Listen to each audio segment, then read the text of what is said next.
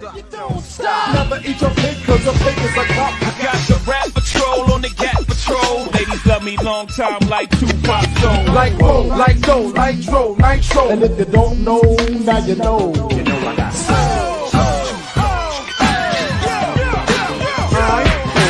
Up to the house in my 6'4". Oh snap! Guess what I saw? Standing on the front stoop, hanging out the window. Snoop Doggy Dogg and Dr. Dre is at the door. I jumped out the rock and said, what's up?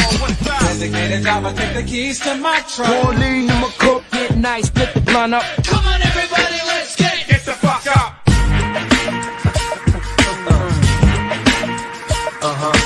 Man, what y'all wanna do? What you gonna do? Wanna be a baller. B-ballers, Shot shot callers. callers. I wish I had a girl who looked good, I would call her. I was like, good gracious, ass is bodacious. And I approach baby like, My name is last name ever, first name greatest. I've been spending hundreds since they had small faces. See no bother layers, true fucking player. Breaks in the space means peace, see you later. Funky fresh and yes, cold on my feet. My life's like a soundtrack I wrote to the beat. When the streets keep calling, heard it when I was asleep. T-O-M-P-T-O in my city, mobbing in the street.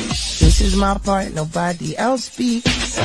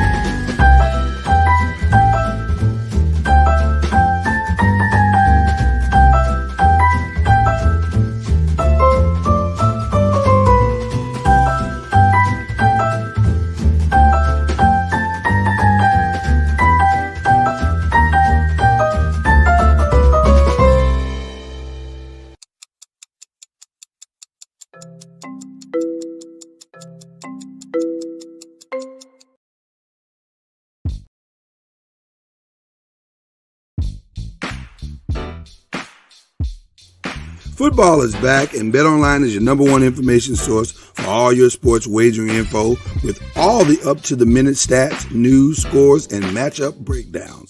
Hey, everybody, it's Lloyd Spence, and listen, get the latest game odds, spreads, and totals from the NFL and college football at your fingertips with BetOnline's real-time updates on statistics, news, and odds. From week 1 all the way to the college football playoff and Super Bowl, BetOnline gives you access to the best football promotions and contests available anywhere online. So head to the website today or use your mobile device to get in on the action. And remember to use our promo code BELIEVE, B-L-E-A-V, to receive your 50% welcome bonus on your first deposit. It's BetOnline. It's where the game starts. Tell them the Noisemaker sent you.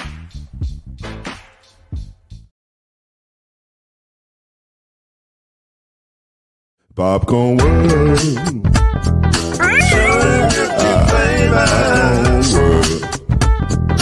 Popcorn World. Yeah.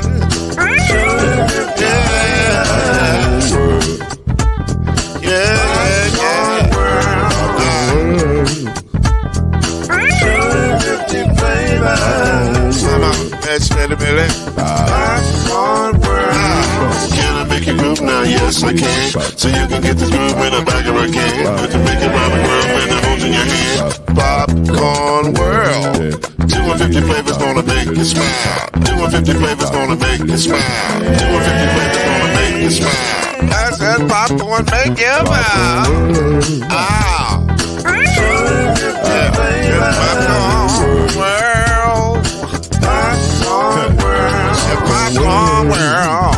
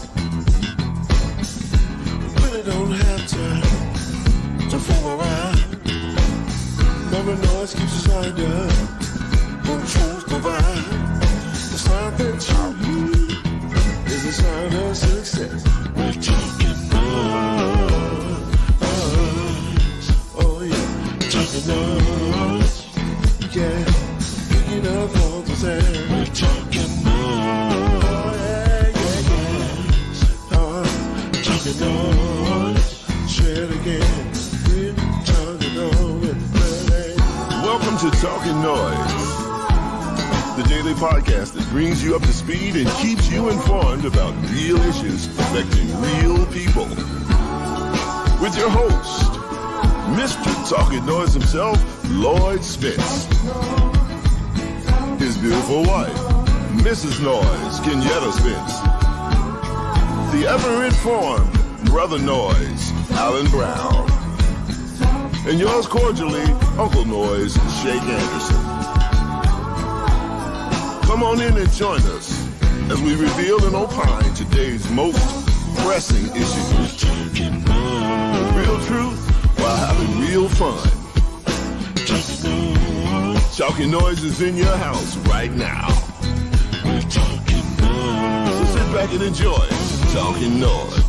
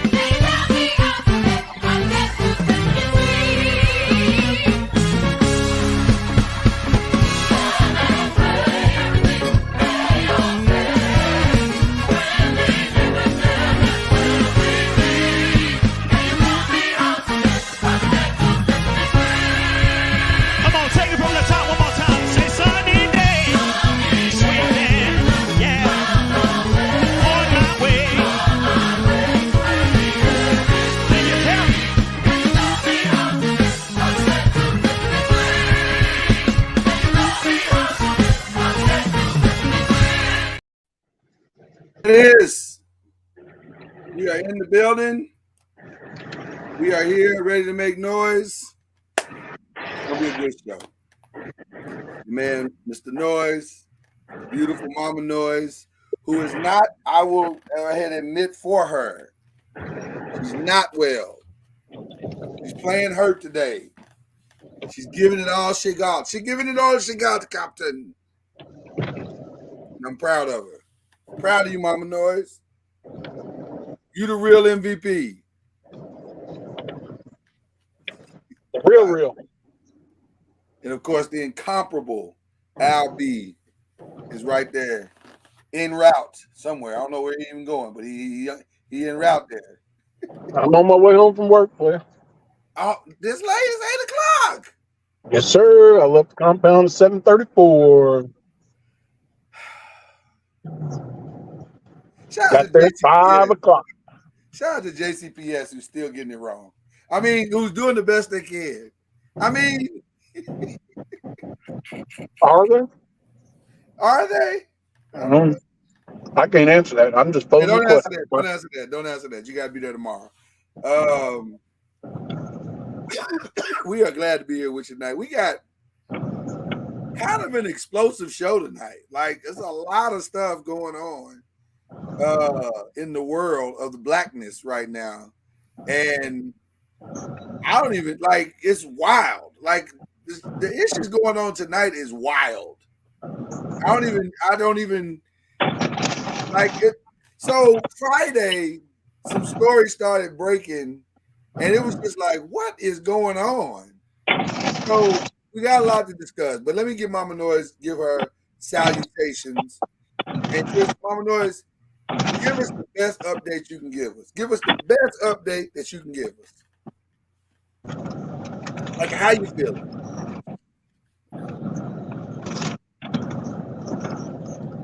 Not the best. I can't say my well. Yeah.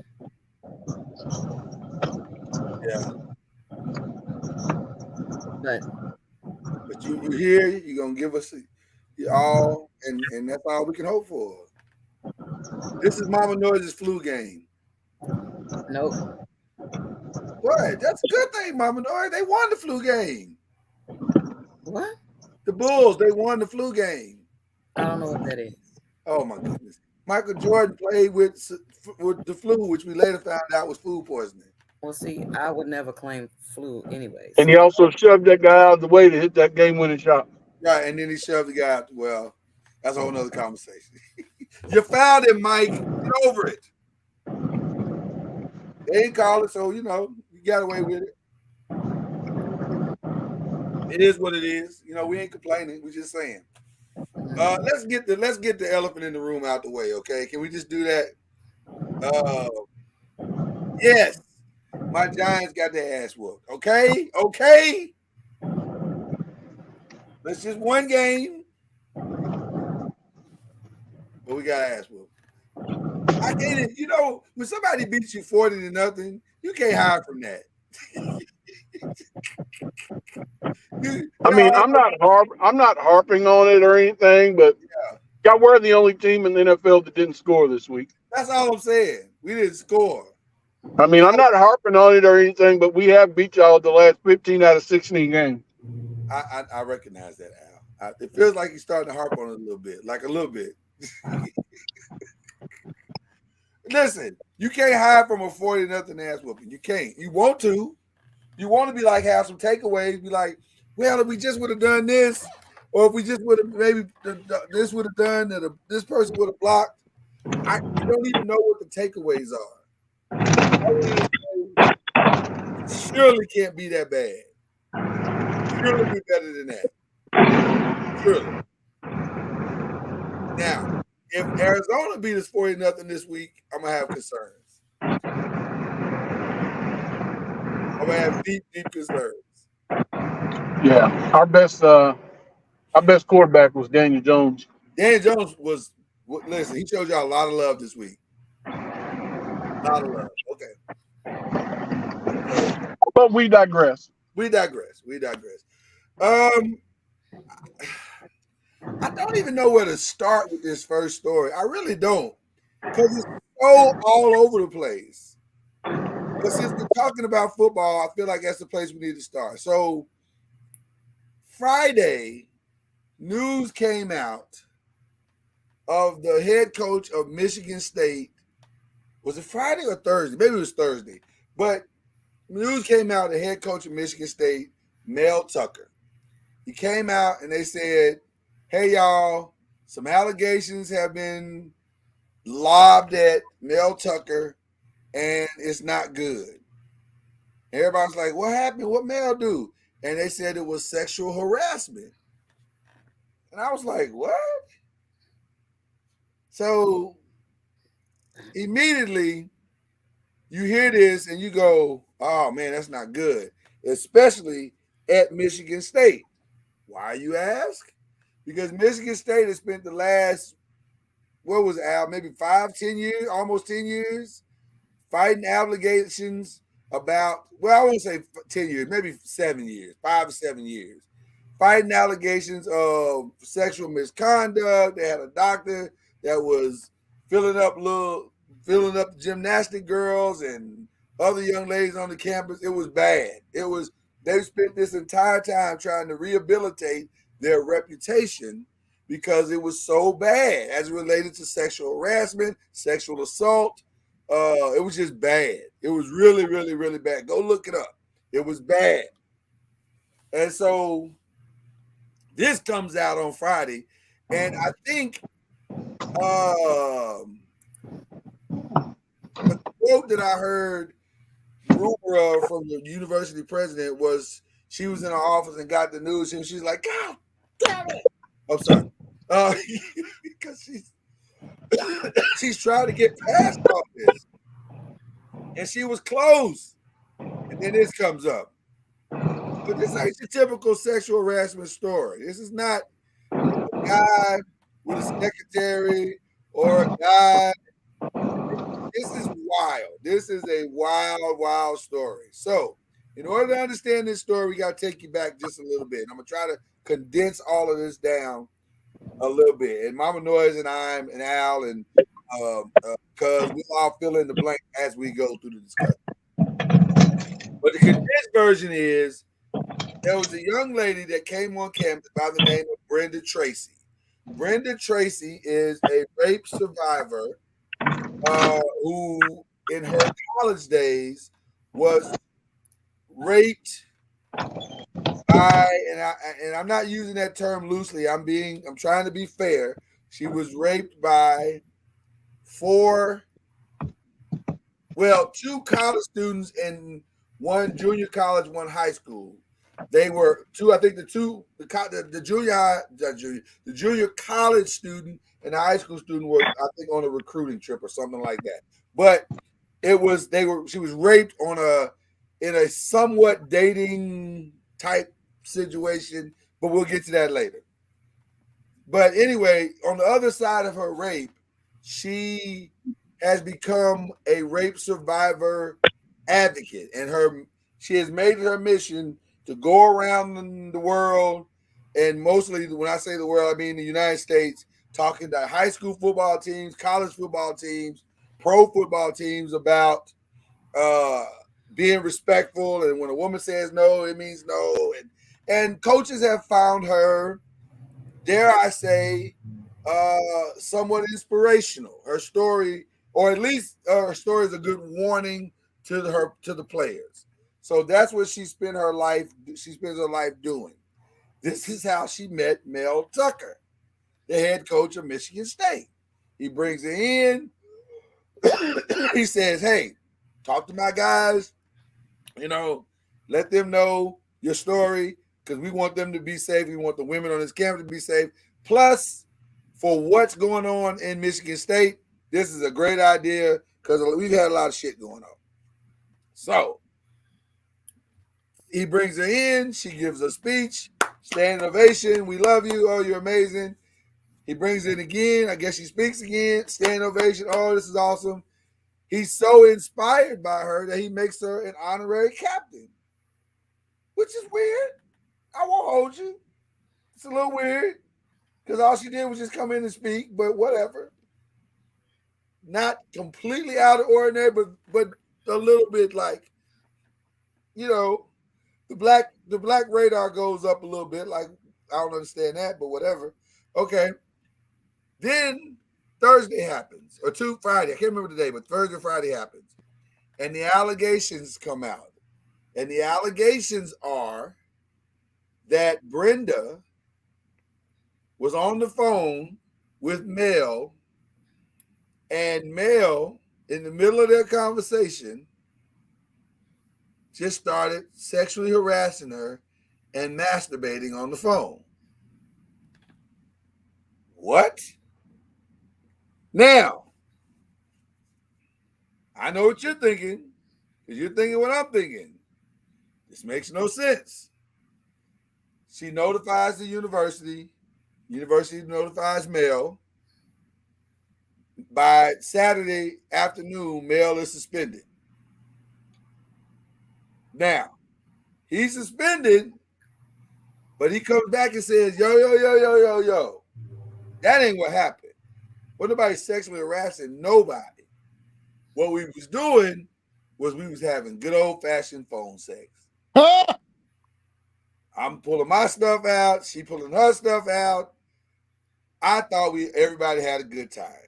That was the impression I got. So I'm shocked. I am shocked that she would make these allegations. Now, plot twist, we all thought that Mel was a happily married black man. Beautiful wife, 2 strapping young men as sons. We had no idea when Mel was out here living reckless. So now here we are. A full-on investigation is going forward. He's released his statement calling it a sham. She's saying, no, you re-triggered me after 25 years. I can't believe you've done this thing to me. By the way, Mel is the highest paid black coach in the country. He's on a 10-year, $95 million contract. Ever. No black man, especially in Division I, well, really no black man ever in sports has ever made as much as Mel Tucker is making. And that's where we are today. So we've decided, because that's what we do, we decided to talk about it tonight. Because it's a Can I pose a question before we get too far? Absolutely, sir. Go ahead. Hasn't that progressed further than a suspension? Isn't he full-blown terminated now?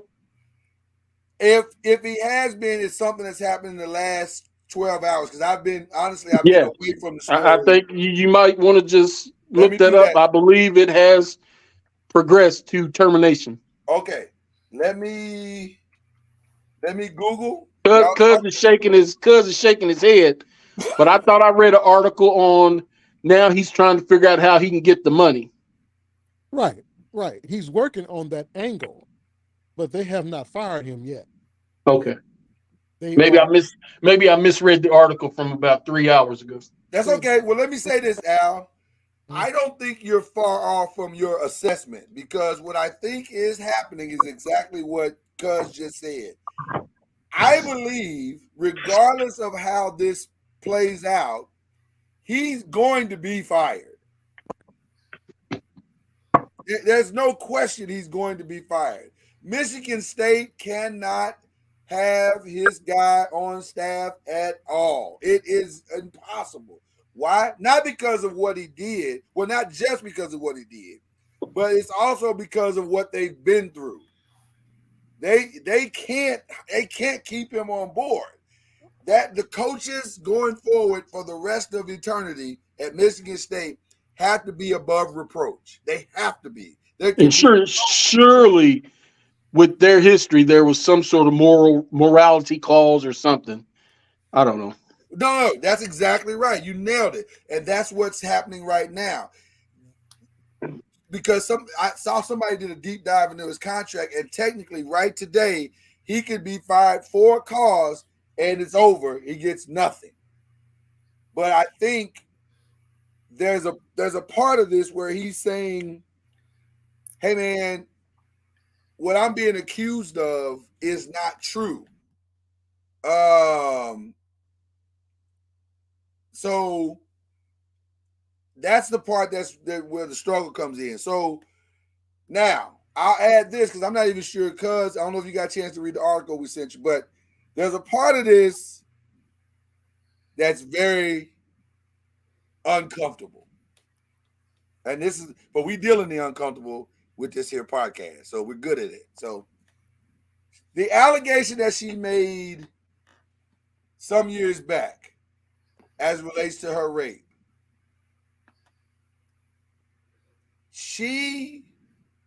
there's a lot of murkiness in the article. And noisemakers, if you'd like us to send you the article, we have no problem sending you the article. Just inbox Mama Noise, inbox me, we'll send it to you.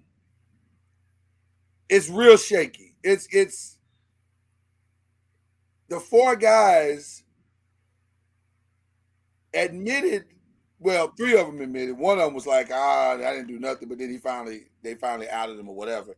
But they admitted that they had sex with her, and they found 5 condoms or something like that in the bathroom or something like that.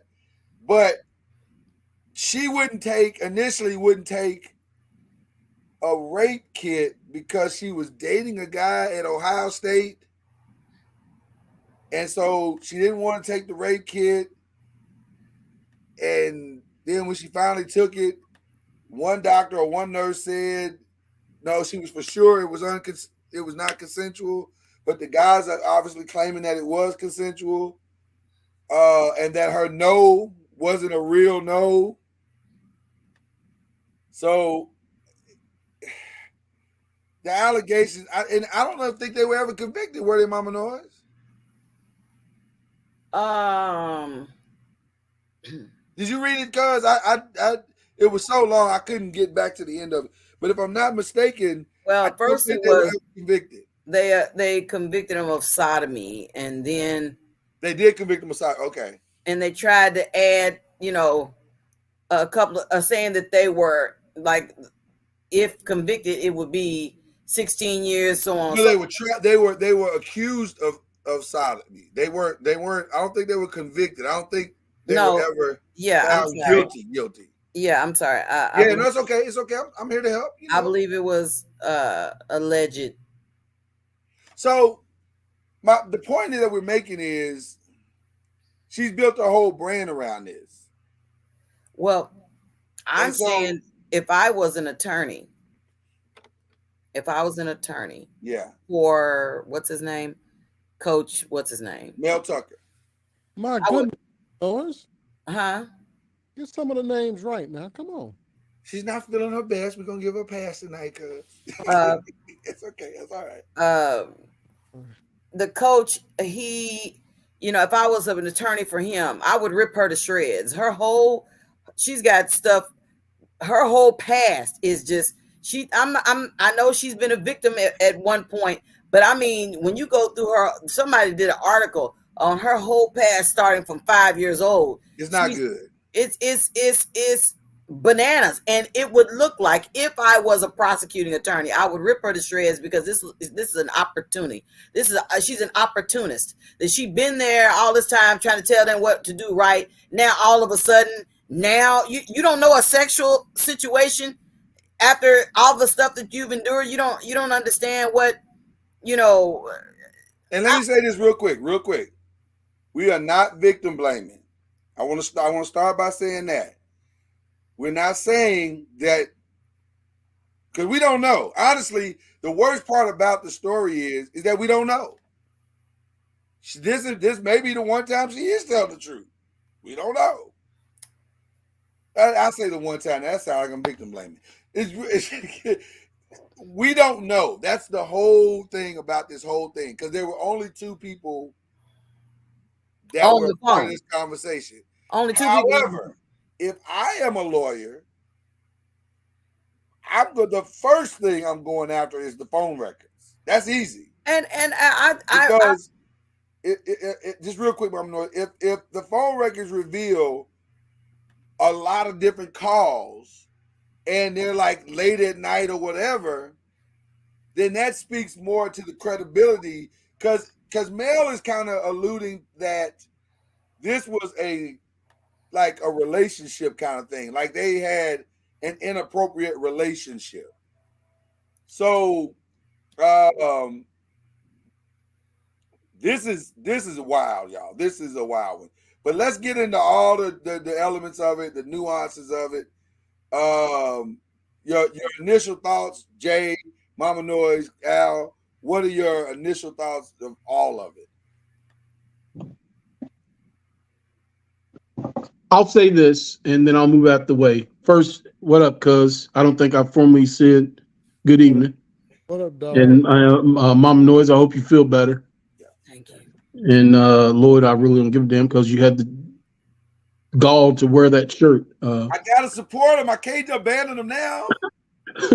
But anyway, I want to echo what you said. I think I can speak for us. We are not victim bashing or whatever. That's not the case. You know, we're digging a little deeper, trying to expose some facts that are out there for public consumption. I will say this: it is unfortunate, whatever the case, because here we look at a similar incident with Michael Irving. Yeah, I know that there's been a settlement in his case, but look at the damage that's been done to his reputation. Yes, he may get the callback for NFL Network or whoever he was working for, but look at the damage to his reputation. So do I say I hope that these allegations are true so that his reputation is not damaged? Or do I say that I hope these allegations are false and his reputation is already damaged? It's, you know, you're damned if you do, damned if you don't. Like Mama Noise said, with all of her experience, she should have been aware of the situation that she was putting herself in. Something just ain't right with this phone call. It's going sideways. Wait a minute, Mr. Male, you out of pocket. So I just, she's done to other people. It should be, she should let him know he's not exempt. He's not above reproach. Sir, you're out of order. And according to her, I guess she did. That's, I don't know. Because what are your thoughts? What are your thoughts? Well, I'm going to say one hit wonder. All I got. I don't give a damn about her. I don't give a damn what she did when she was 5 years old, 10 years old, 25. I don't care. This was a grown man with responsibilities to himself, his family, even the community there, young blacks that looked up to him there on the campus. He had an obligation to keep himself above board in his dealings with any and everybody. You don't get paid $9 million a year as the highest paid black coach ever. I'd expect for someone to not come after you. There's been enough examples over the years of black men being hemmed up by white women. I'm gonna say that one more again.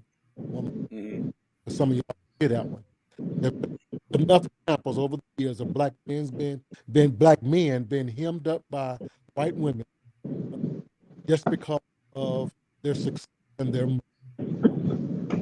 Why would you come along in 2023 and think that your situation is going to be any different? Mr. Bell didn't whip out his tallywhacker on that phone call out there. Mr. Mail thought he was in a relationship. I thought he had been doing things with the white princess that he wasn't doing at home. Princess Fiona. Doing what he wanted to do. We don't have to blame her. We don't have to look at her past. We don't have to look at her story. We don't have to look at how messed up she is. He knew what he was doing. And by the way, hold him accountable. Absolutely. And by the way, in his statement, he says he was estranged from his wife, not divorced. He just says estranged, which I don't know what that means. And then also it says that they engaged in dozens of calls throughout fall 2021 and winter 2022, many of which she initiated, which occurred late at night. We both talked about all sorts of intimate, private matters, and she told me that I could trust her and I proceeded to do just that. So Absolutely believable. I think he's probably telling the truth. Sure. But to me also that's the bigger problem. Well, and that truth is in part how he's trying to keep that. If he was in a consensual relationship, if he was separated from his wife, they were having hard times, then why would not? Part of what he's doing is trying to save face, but part of what he's trying to do is keep that money. Right. Which, by the way, I personally don't see a path for that. I mean, maybe a miracle happens, but I don't see the path. Now, my daughter just asked an amazing question. She said, "Does this mean the lady is wrong?" Ooh. That's a great question, Azari. It sounds like two individuals, two adults, doing whatever they do over the phone. And I'm saying that she should be just as much as held accountable. She's around all the guys and stuff, and she's telling them what not to do and all this type of stuff. So now here you are on the phone. You trying to say all of a sudden now you wasn't triggered by having phone calls late at night on the phone with this man? I'm just. Well, okay, so there's so many layers to this. First of all, again, this ain't hard to figure out. There's phone records. You can go right down to the Verizon, T-Mobile, AT&T, whatever his provider is, and subpoena those records and find out exactly if he's telling the truth. And those phone calls will be time coded, and you'll be able to see when she called. You'll be able to track the number. It's easy to do. It's not hard to do. So for me, that part's easy, and we'll find out very quickly if she's telling the truth. So that's number one. But number two, the fact that he's saying these conversations happen late at night lets me know that both of y'all know y'all was wrong. Right. Both of y'all know it's wrong. Because what we talking late at night for? And if you so estranged from your wife, what's the secrecy? He works long hours. He's not really available until either the weekly hours or. But she's one of the captains or whatever. She got access. She can roll up on campus whenever she wants to. Let me tell you something. You know this as well as I do, cuz when our wives want us, they can find us. When it's somebody, even when we were dating, you wanted me, you can find me. Kieta can find me. It wasn't hard to Unless you don't want to be found. Unless I don't want to be found. Which might lead to why she is identified as estranged, but nevertheless. My biggest disappointment though is what you said, cuz black man. I need my girl. Where my girl at? I love this. These are the moments when we need her to holler with her blanket on. Where's she at? Where's my lady at? Because this is truly one of those moments. Did we lose her? Well, thank you for covering up that giant shirt. No, be quiet. Hush. Here we go. What are you doing? I'm saying, black man, what are you doing? You there ain't that many black men coaching Division I football at all. Right now, there's what, 6? maybe 5, 6. It's Dion, him. There's not a lot. Put it like this: you can count them on 2 hands. Is how many Division I men's head coaches there are. You can count them on 2 hands, even though every team is predominantly black. You can count how many black coaches there are on 2 hands. And you just happen to crack the code. I don't know how you did it, because your history says you shouldn't be making this kind of money. You know, a 5-7 record at Colorado and a 2-5 record your first year at Michigan State, and now all of a sudden you're making $95 million. So somehow you fooled the good Wahites into letting them, convincing them that you could really, really coach. And they believed it, and they paid you.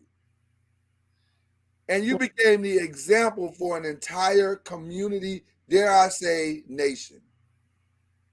Excuse my language, but why in the fuck would you mess that up? You won, brother. You won. I truly do not understand. Help me understand, y'all. I'm trying to give an honest perspective, but I keep thinking of, she said that he triggered her when he did that. Okay, if you've been raped by black men, why don't you just stay away from black men? It seemed like all throughout, if you go back through all of her backstory, is black men, more black men. It's black men all over the place. It's like, now I want to go talk to more black men. I want to tell them, stay away from, these situations and stuff. And then I want to travel to campuses with football players, with more black men. It's like, I'm confused. I'm confused on you triggered by some sexual phone call, but I don't understand. I'm perplexed. I can't get a clear perspective. Do you blame her, Mama? It sounds like you blame her a little bit. If I hadn't seen all of the backstory, I would say, oh, maybe this is, I know that I've been, as a woman, I've been in situations where there's somebody that's, a VP or somebody like that tries to, take some liberties or tries to, hit on you or whatever, or sexual harassment. I've experienced that. But I mean, it looks like this chick wants to, it's like to me, it's almost like she's an opportunist. She been coming up there, how many times can you tell them, don't do this, don't do that? I've learned from, Okay, but Mama Noise, I got to ask you a question. What percentage of the blame do you place on in his lap, or do you place any? Because I'm gonna be honest with you, I place more blame on him than I do on her. In my mind, she is what she is. Whatever she is, that's what she is. Maybe he trusted her like he said he did. He thought, we're 2 consenting adults, and if we don't have nothing, it's like, to me, I guess I get sometimes upset because I feel like, and I know somebody else would be like, Mama Noise, how you a woman and feel this way? I feel like sometimes that there's a lot of guys out there that are really innocent of this stuff. And I don't think he's one of them. Huh? No, I don't think he's one of them. I'm saying this sounds like a consensual situation between 2 adults. And but okay, I agree with you. No, let me stop you right there. I agree with you. But he's not innocent. I didn't say that she did it all by herself. I said 2 consenting adults. You're not hearing what I'm saying. I agree with you. I don't think he committed a crime. He is not innocent. How do you say you don't think he committed a crime, but then you say he's not innocent? Because he shouldn't have had his ass involved in it in the first place. You got a whole wife. You got a whole family, bro. And you got a responsibility as a black man to just do the right damn thing. You got hired in this position and you represent us whether you want to. It's the same thing that we said about Dion 2 years ago when he got that job. Nigga, don't go down there to Mississippi and start sleeping with these women and acting a fool and mess up these young black boys. It's the same thing. So he's not innocent. There was no reason Listen, even if you are estranged from your wife, okay, then you got $95 million. Divorce the woman and do things the right way.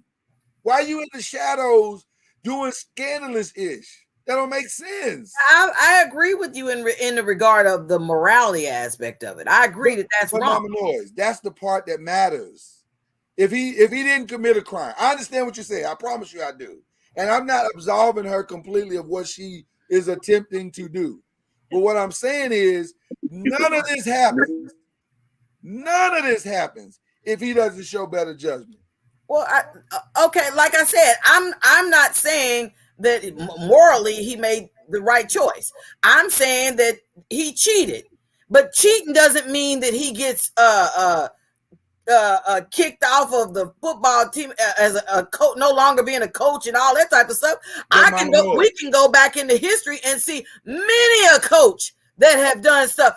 I told you this morning, I said the Arkansas coach, the Ohio State coach after coach, and ain't none of them said, well, you know what? We gonna snatch your contract and we gonna keep you from coaching. No, get your life together and move on. But see, this chick, the reason why it's so bananas is because she's the one saying, I'm an advocate saying, don't go around raping people. So now they going, oh snap, this is the chick that goes around the campuses telling people don't rape people and stuff. He triggered her. Oh my gosh. Well, then we need to get rid of him. Mama knows. Sounds like you feel better. I'm taking this pain and bringing it into this conversation.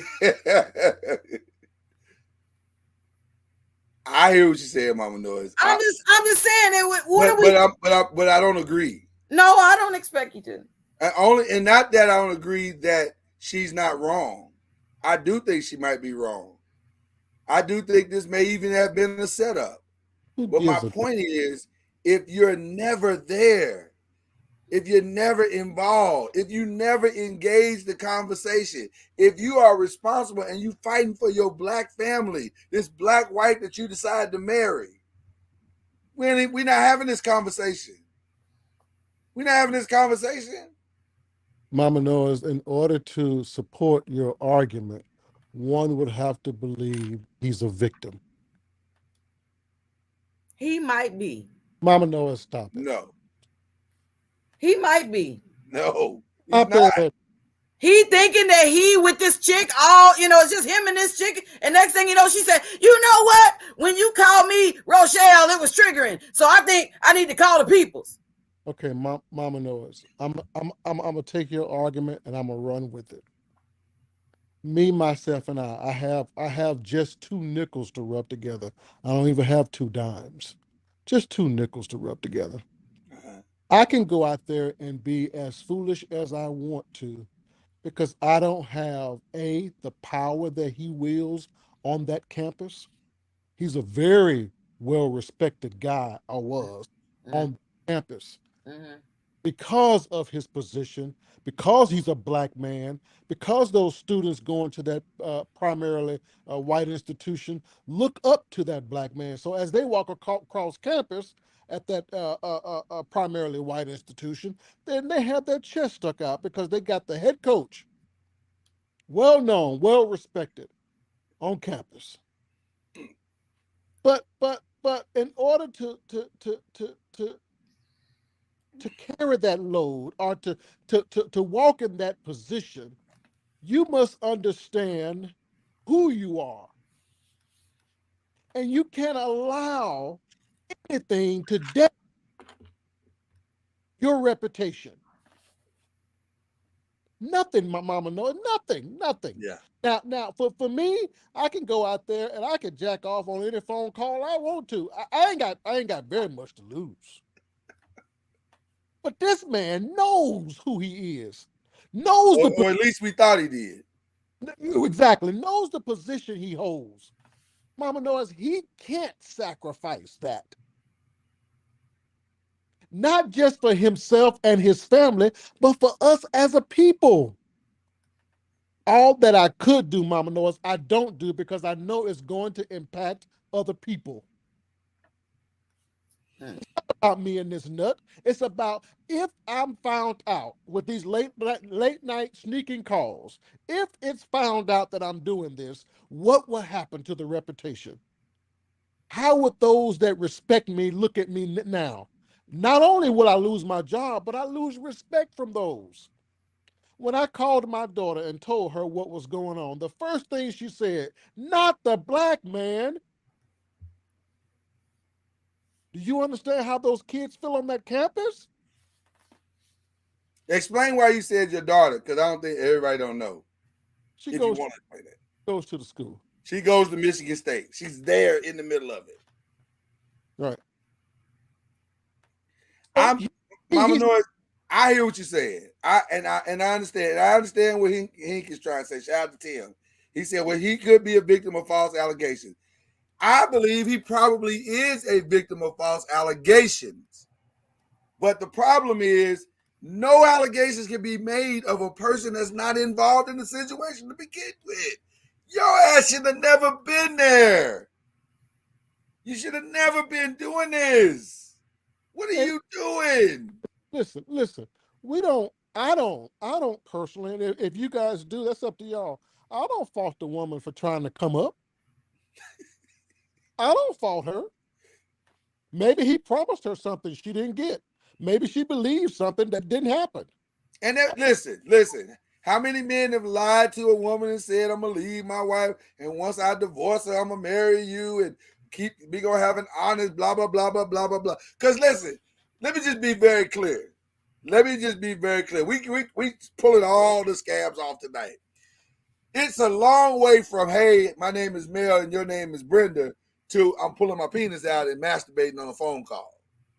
That's a big old gap. So some things got to be said, and promises probably going to have to be made for us to trust one another, for her to be touching herself on one side of the phone call and you to be jacking off on the other side of the phone call.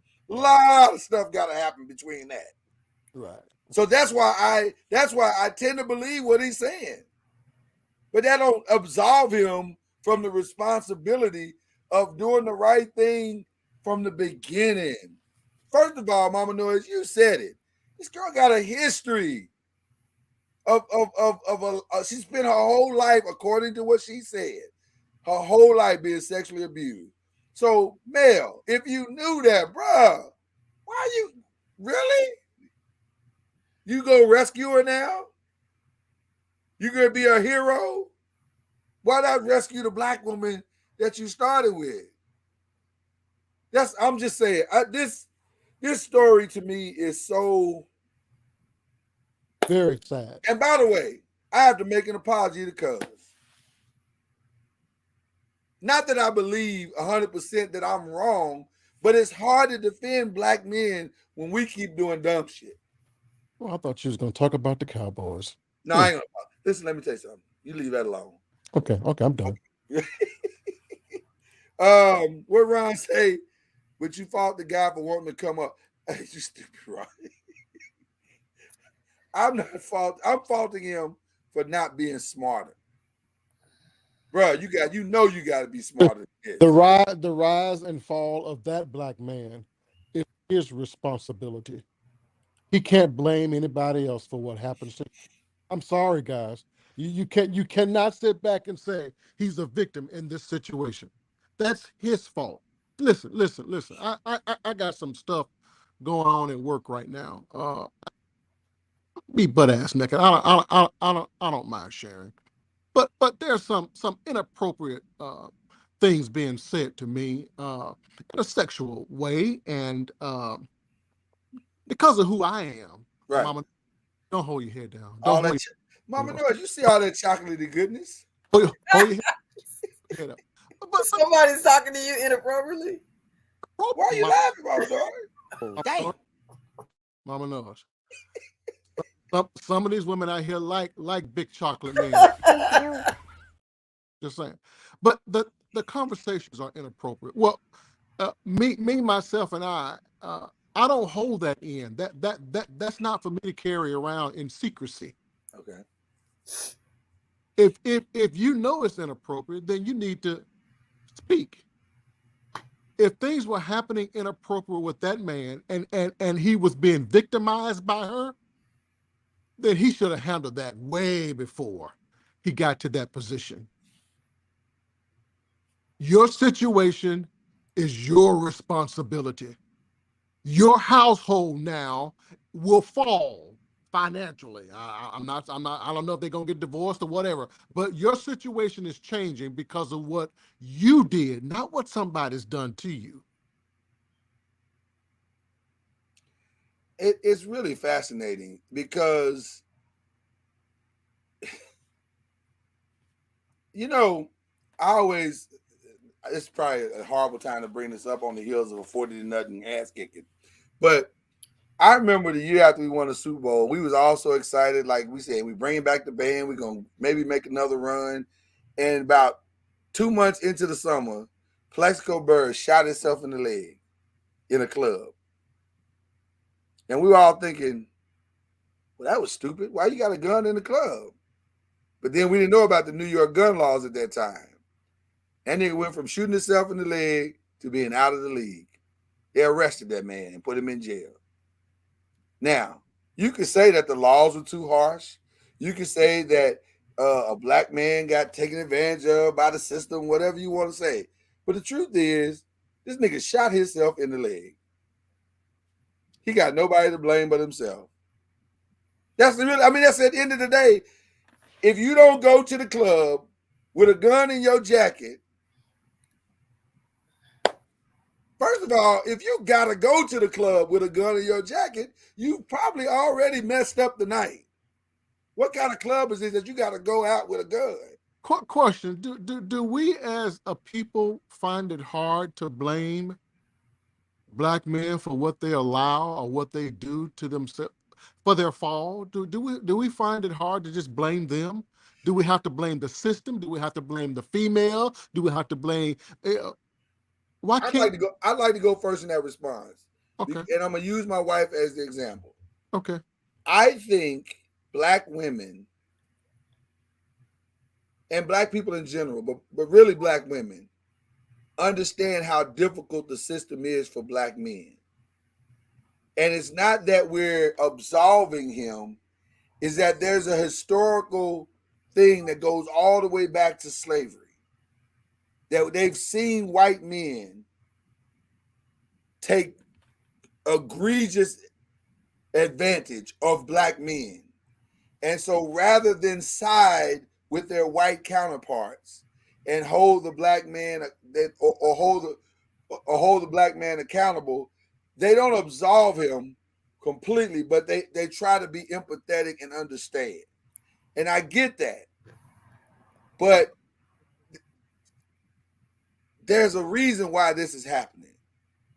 That we got to be honest about the part that he has played to his own circumstances. And it's massive. This is not a small thing. So when does life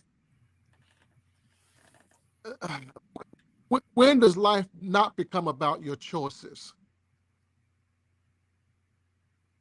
Never. Life is always about the choice. Never. So how do we listen? You, Mr. Noise, you, LB, Mr. Ron, Mr. Hinckley, on that. Listen, you're all great guys, but we have to, as great guys, start holding a higher standard for all guys. Yeah. And say to one another, listen, man, listen, it's unacceptable for you to fall. Period. Now, I know nobody's perfect. No. I'm not trying to say that. But there's just certain things, goddammit, Negro, you cannot do. Because it impacts all of us. Now, whoever is going for that next $9 million contract as a black man, he gonna struggle because of the decision of that black man. Yeah. It might be a while before somebody get a $9.5 million contract again. A little bit. I mean, It's hard. It's already hard, and it just got that much harder. It just got that much harder. But then let's go even deeper. Your actions, sir, have sent shockwaves to the black students on that campus, because now they have to hold your lack of accountability to their white counterparts. They have to. They have to. Because I guarantee them why ETAs are looking up and they upside their face going, damn, y'all coach did that? Y'all coach did that? Now, before this happened, he was our coach. But now, damn, y'all coach did that? And as soon as the university named the white replacement, which was the former coach, oh, the Wahites are just as happy than a hog in shit. Oh, welcome back. Welcome back. Oh, I'm missing. Oh, welcome back. It's all over their website.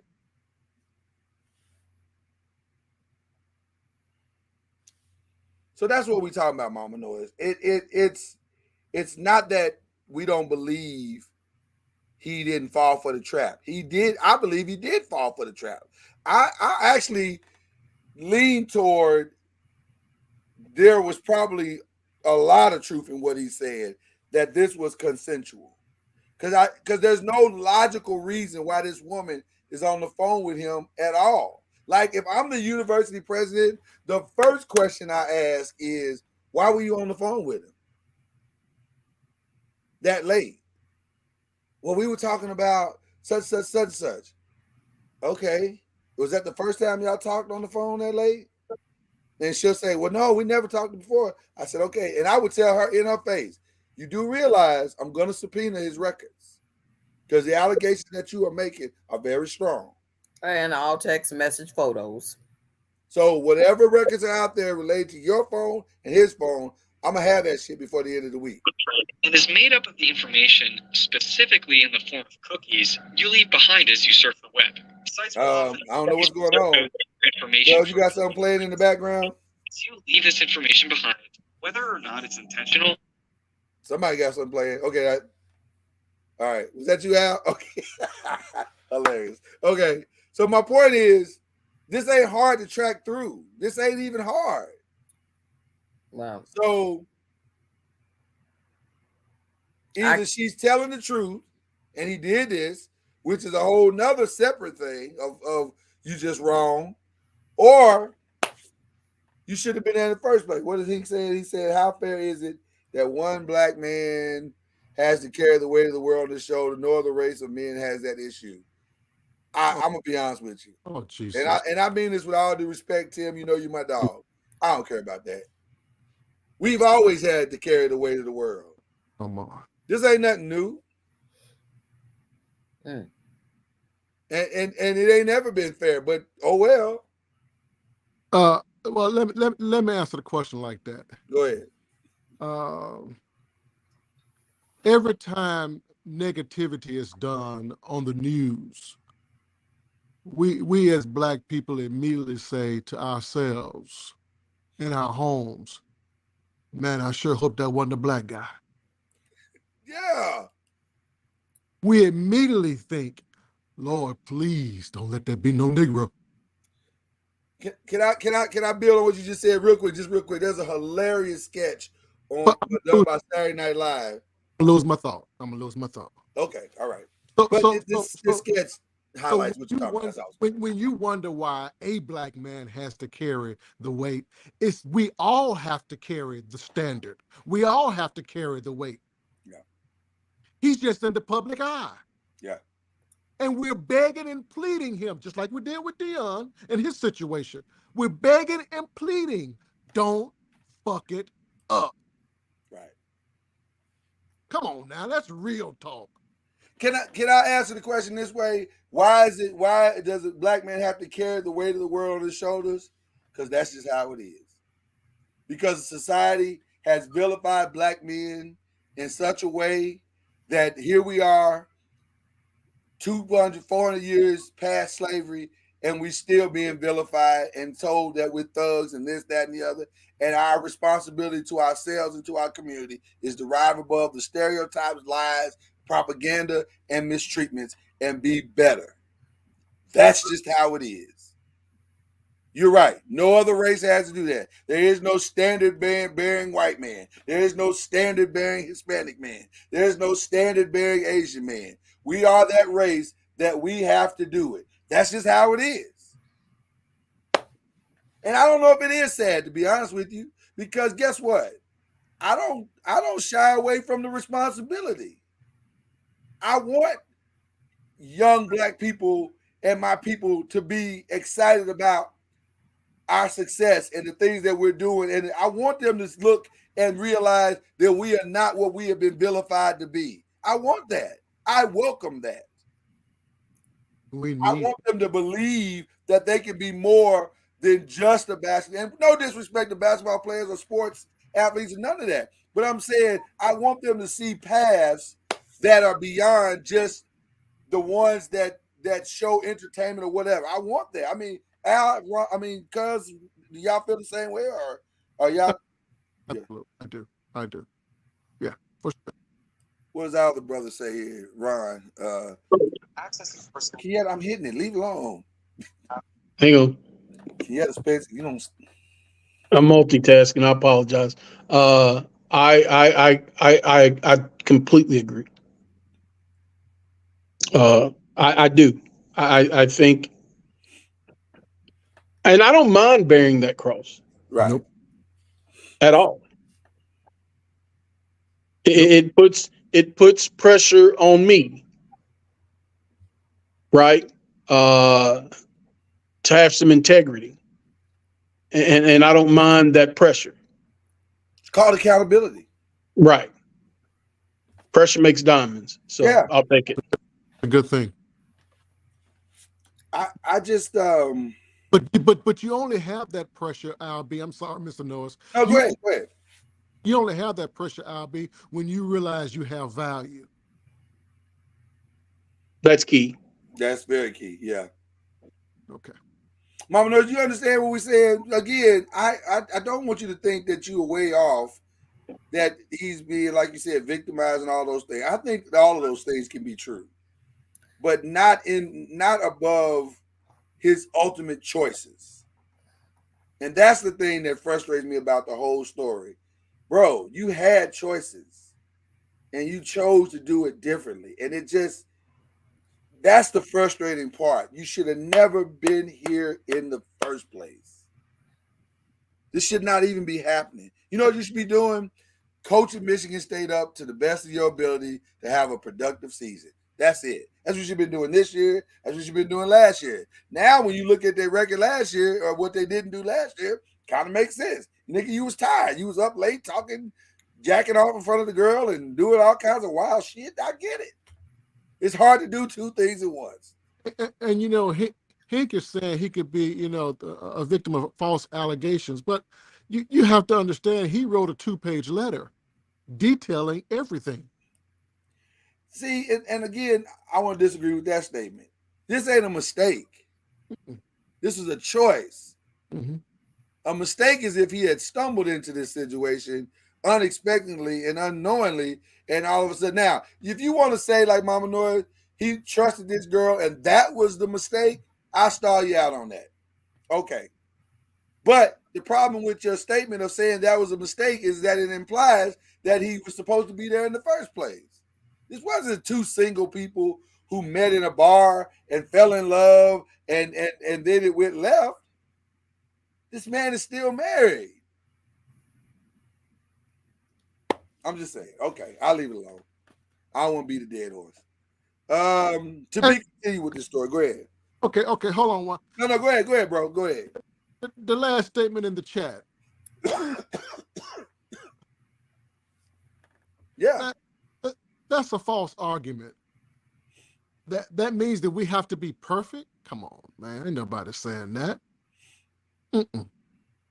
No, we all fall down, but we get it back up again. But you must still understand your position. You must understand the value you hold in other people's lives. And you cannot drop that ball. with all that he is carrying. He just couldn't drop it. I'm sorry. You can't put it any other way. You can't blame the system. You can't blame the woman. You have to put it square at his feet. Brother, you dropped the ball. It's And not now, about making mistakes. That's the wrong way to look at it. It's about fighting to be above reproach. In other words, you should not be putting yourself in situations where all of the shit can come back to you. That's what we're talking about. Can't do it. Mama Noise, my goal is to never allow myself to be put in a situation where we can even entertain a conversation about some shit that I've done. I want it to be so tight that when they make the allegation, thank you, Anthony Bruce. Part of being a man is controlling yourself. Damn right.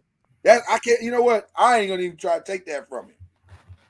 Well, if you want to call that being perfect, you can, Tim. I completely disagree. And Mr. Noise, with the statement you was just making about you want to be above that and you intend. I'm very dogmatic about mine. I would never jeopardize my family with no bull like that. Right. And people have told me for many years, even when I was a young whippersnapper, never say never on that. Now some things I can't say never on. Right.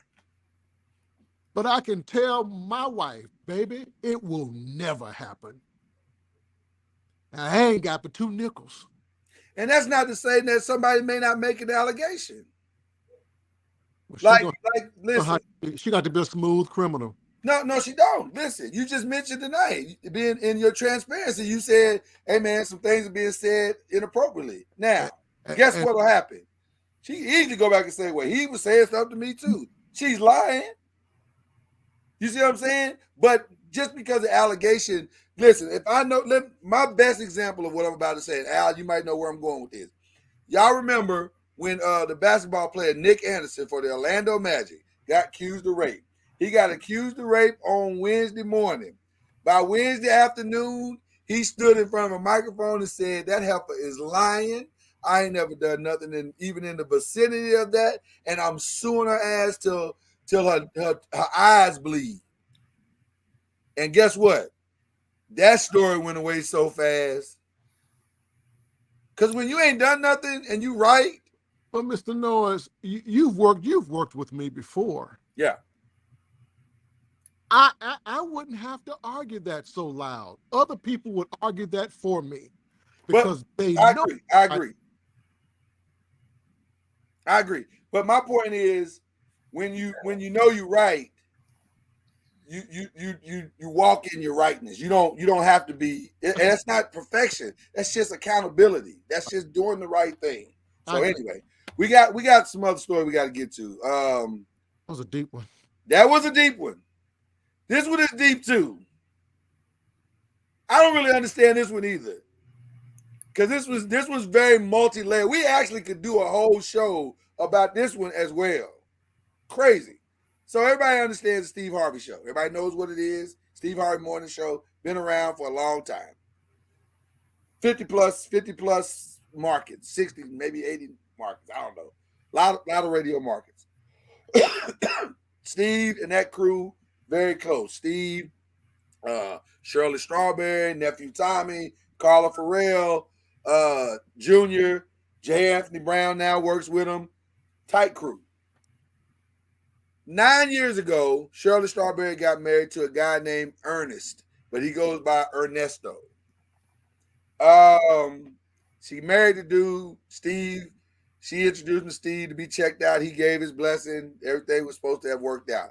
Now, here's where the story goes left. Apparently, I wasn't aware of this, but apparently the dude is like a pedophile. And so he was doing some really salacious shit, like just really some wild stuff. And last year, he was arrested. Now, the reason why we didn't bring the story to you last year is because I could not find a credible source that said this was true. All of the sources that I heard were underground blogs, and I just didn't trust it enough to be able to come to y'all and say, because when we do our research, we do our research. So if we bring it here and say it, we've already researched it. We found credible sources. We know it's true. Now, I couldn't find that with this story, so I just left it alone. Even when it resurfaced again this year, I left it alone. But somebody at the jail cell where he has been in jail the last year, you know how you be having them phone calls and people call you and check up on you? You have a call from Ernesto from blah, blah, blah prison.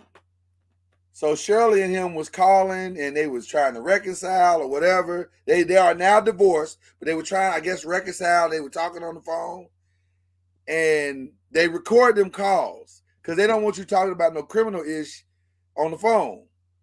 Well, some of them calls got leaked. And by some, I mean like 9 of them. Now, I don't know why they got leaked. That is probably still being investigated. But I do know she don't talk to him no more. And all of a sudden the calls got leaked. One of the calls was a call on the phone with him. And she talked about how she went to Steve's house and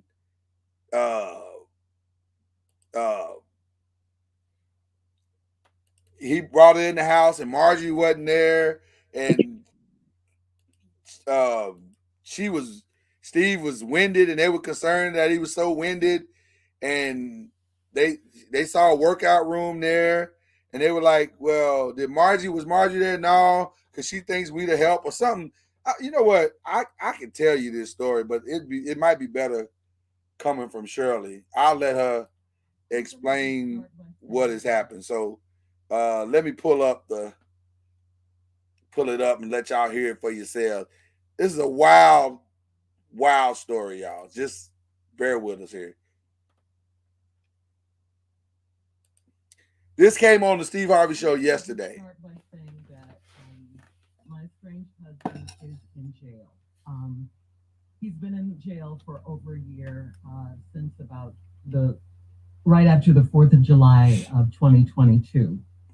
And recently, some phone calls is that better? Can y'all hear last year between he and I were leaked. And on those calls, you hear me saying you were winded going up the stairs at your home. She's talking to Steve and the crew on the air. Marjorie looks at us as the help. And right here and now, I want to apologize to you and Marjorie for what I said. As much as I wish I could, I can't take it back. I can't. I said it, and I want to apologize. It was definitely not me trying to add to what you and Marjorie already have going on in your lives right now. But the fact that these tapes were released, it does seem like everyone is coming for you, I should say, at this time, including me. But in reality, the tapes have nothing to do with what you and Marjorie have going on. It was just me running my mouth in a private conversation, or what I thought was a private conversation. And again, I apologize. I feel terrible. I make no excuses. I said what I said, and there's no denying it. There's no taking it back. Back then, when the phone calls happened, I was trying to stand. If you are not one of my apple pies, those are. The next time he called, I picked up, and that was him that I called earlier from jail. And, he told me what happened. I thought he would be getting out in a couple of days because that's what he told me. But of course, here we are a year later, those days turned into weeks, the weeks turned into months. And like I said, this is just on and on. Every day is just something. And my life has just been a nightmare ever since. And it's still going on, Steve. I mean, I had no idea that those tapes would be released to the world. I knew that they were being recorded, but I didn't know that they were going to go out to the world. I mean, I was just trying to make conversation with him, trying to just get him to think about something other than where he was. I was telling him about my day, this particular day, and that was the day we were talking about, on the phone when I said those things about you and the things that you heard and the world heard. And cut to today, I haven't spoken to him in quite some time. Divorce proceedings are underway. And Steve, at this point, all I could say is what I have is my faith. If it wasn't for God, I probably would have, lost my mind or something in this instance. These tapes come out and, I'm talking about you and Marjorie, and you guys are going through your own private hell right now. You didn't need me to contribute to anything, and I thought back, because I knew I had to say something, speak on. You created this term years ago in Los Angeles called reality radio, and I'm gonna tell you right now, this is about as real as it gets. This is a very difficult time in my life, is if you can imagine. I love you guys. We're family, and I thank you, and I just want to thank everyone. I'm just trying to live. So real quick before I go, Steve did respond, and for those who don't know what she's talking about when she says Marjorie and Steve are going through their own hell, I guess it's been about 3 weeks ago, maybe a month ago. Some allegations came out about Steve Harvey and Marjorie sleeping with his security guard, and they be coming for Steve and Marjorie all the time, like all the time. She's a gold digger. She broke up his marriage and his original marriage, and it's like it's a lot. They be coming for their neck. And this latest one was that they were going through divorce proceedings because his longtime security guard Boone, was sleeping with her and had been for quite some time. So he did go to the internet and say that ain't true. I don't know why people are saying that or whatever, but nevertheless, this didn't help her reputation, Marjorie, because now Marjorie looks like kind of what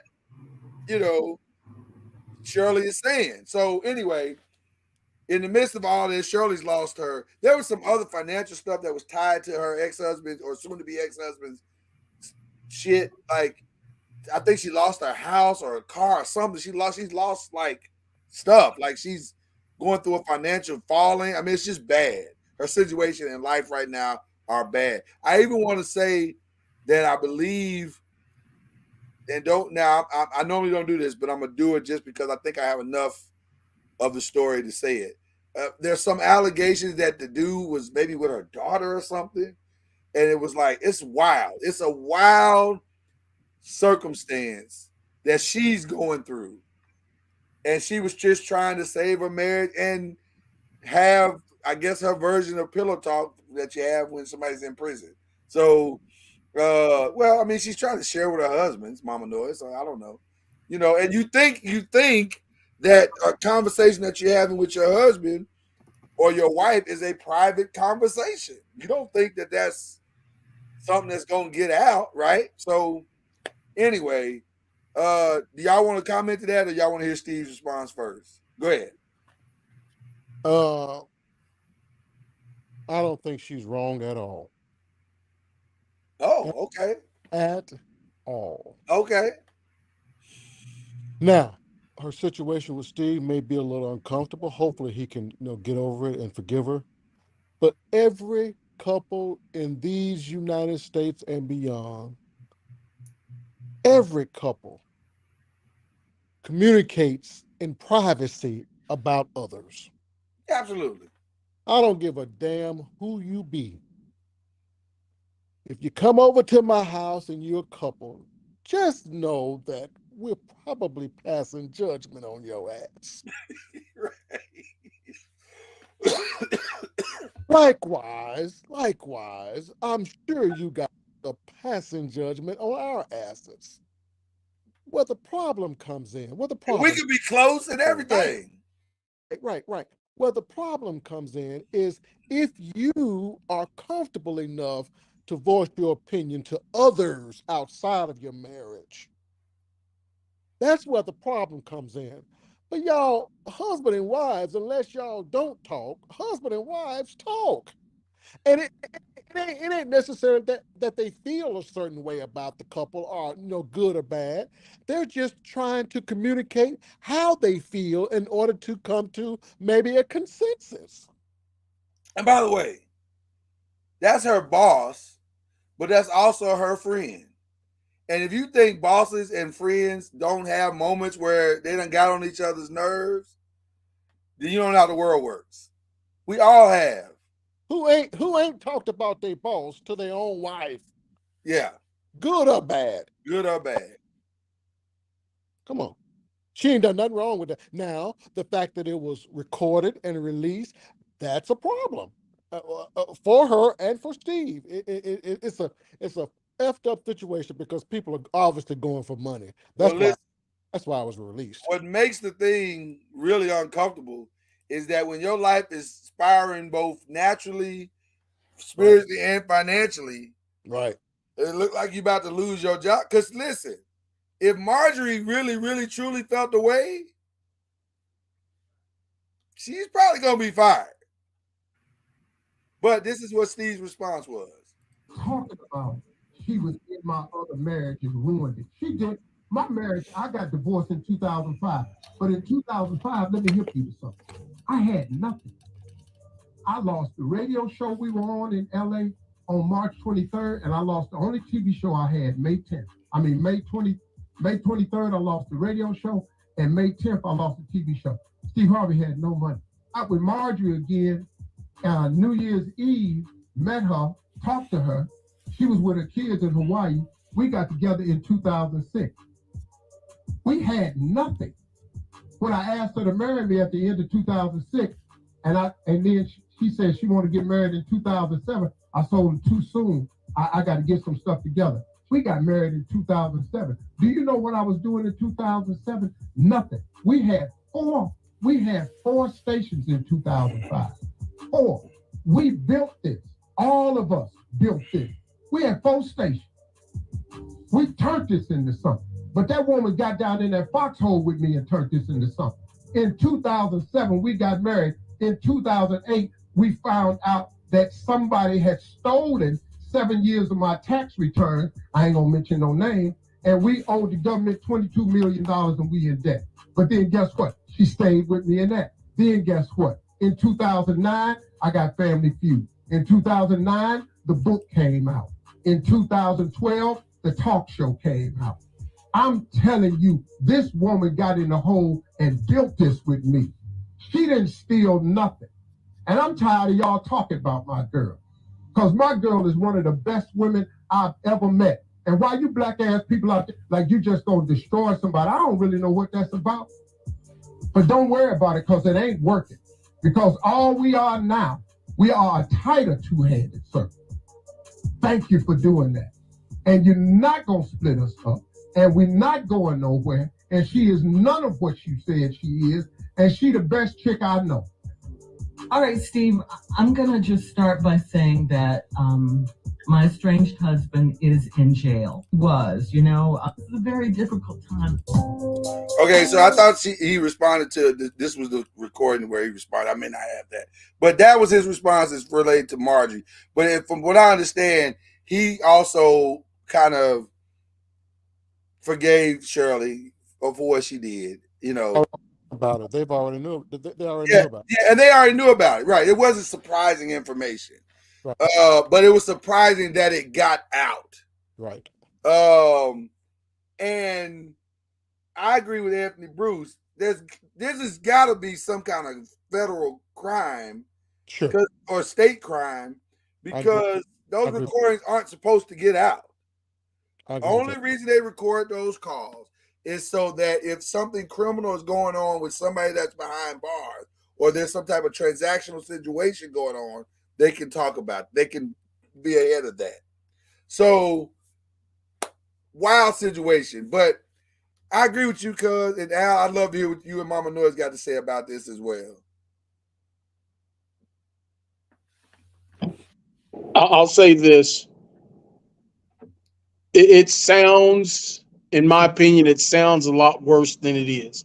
Because if they are true friends, they'll get through this with no problem whatsoever.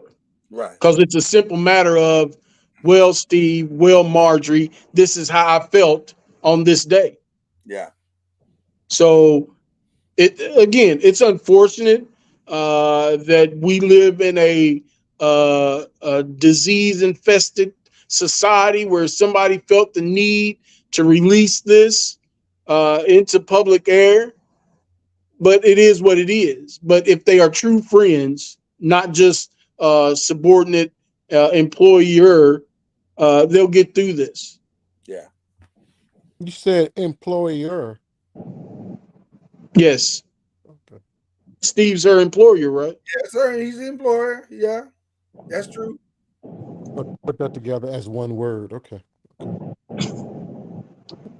are you talking about? Never mind. Mama Noise, I would love to hear what you have to say on this one.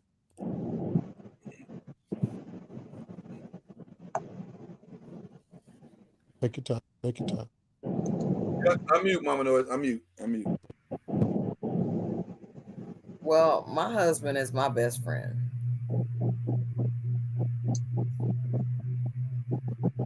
Okay, hold on. That's going to be great. I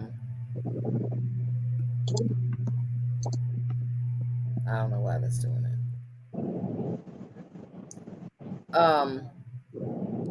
So I come home and talk to him about everything, or we talk about everything. Everything. You know, I mean, I have a few female friends, but no one's closer to me, as close to me as my husband is. So I do come to him with some stuff, lots of stuff. Some stuff he'd be like, I don't want to hear that.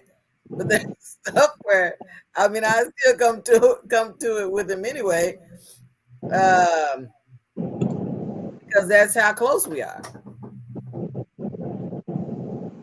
Now he will let me know when it's too far or okay. But you know, he'll let me know when it's too far, or he'll let me know when I'm doing too much or whatever. But Mama Noise, it's okay for you to be too far or doing too much when you're talking with him in the privacy of your home. Right. I'm thinking that when I'm talking to him, sometimes I'm bouncing it off of him. That's the part I'm talking about. You know, he's saying, you looking at this wrong, Kenyatta. The way I see it is, you know, XYZ. There you go. Dave's not as big of an asshole as you think he is, honey. That's all I'm saying. So, I mean, I understand why she told, you know, this guy who was or at the time was her husband, she's, you know, dumping on him all the stuff that, you know, she want to tell him about her job. And maybe she do feel some kind of way. She's at work all day with Steve and him or whatever. And then how she really feels, she shared with the person that, you know, is supposed to be her husband. So nothing wrong with it. So then there's that. Nothing but again, wrong. You don't expect. Now, on the other hand, I will tell you, I remember one time, this has never happened to me before. One time I was talking on the phone to one of my friends, and who I thought was a friend. And now, granted, it had been a long time ago since we were really close friends, high school. But this day in particular, you know, I talked to her, whatever, and I hung up the phone. Well, I grabbed my phone again, and it turns out that she didn't hang up the phone. So she's on her phone connected with another call. So her and this girl were having a conversation, and now it's a conference call. She didn't know that I was still on the phone. Well, I didn't know I was still on the phone until I picked my phone up. And she was just going all the way in on what she thought about my husband, my family. She was just doggy dog, you know. And I was like floored because I'm going, wow. And I mean, I'm just holding the phone, and I'm sitting there going, how? I can't believe, because when she was talking to me, it was all, God is good, and it's a blessing. And she talked, me and Lloyd call it Christianese. She was saying all the Christian conversation where I was like, oh man, she is such a blessing. Man, I'm so glad I ran into her. Man, she's amazing. And we're just talking.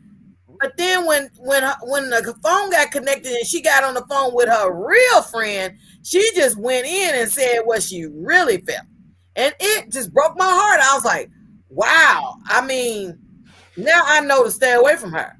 But I'm just saying, it really, made me feel some kind of way. And I've never experienced anything like that since then.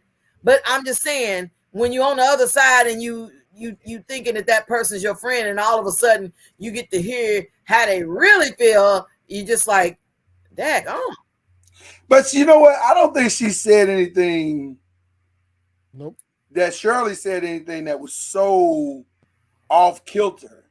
Nope. Like, all she said was, they think we the help. Okay, well, they probably do help a lot. They probably are asked to help. Shit, because we friends. Like, I bring you over to the house and you family. I might tell you to carry some trays. I might tell you to, if we got a bunch of people over and we feeding everybody or whatever, I might tell you, and I done paid for everything. Well, shit, hell. I might tell you to grab a tray and take it out to the porch, or you might feel compelled to come help me wash these dishes at the end of the night or whatever. So to me, it was a very benign comment. It wasn't anything that was so harsh. Like Al said, this don't feel like something we can't work through.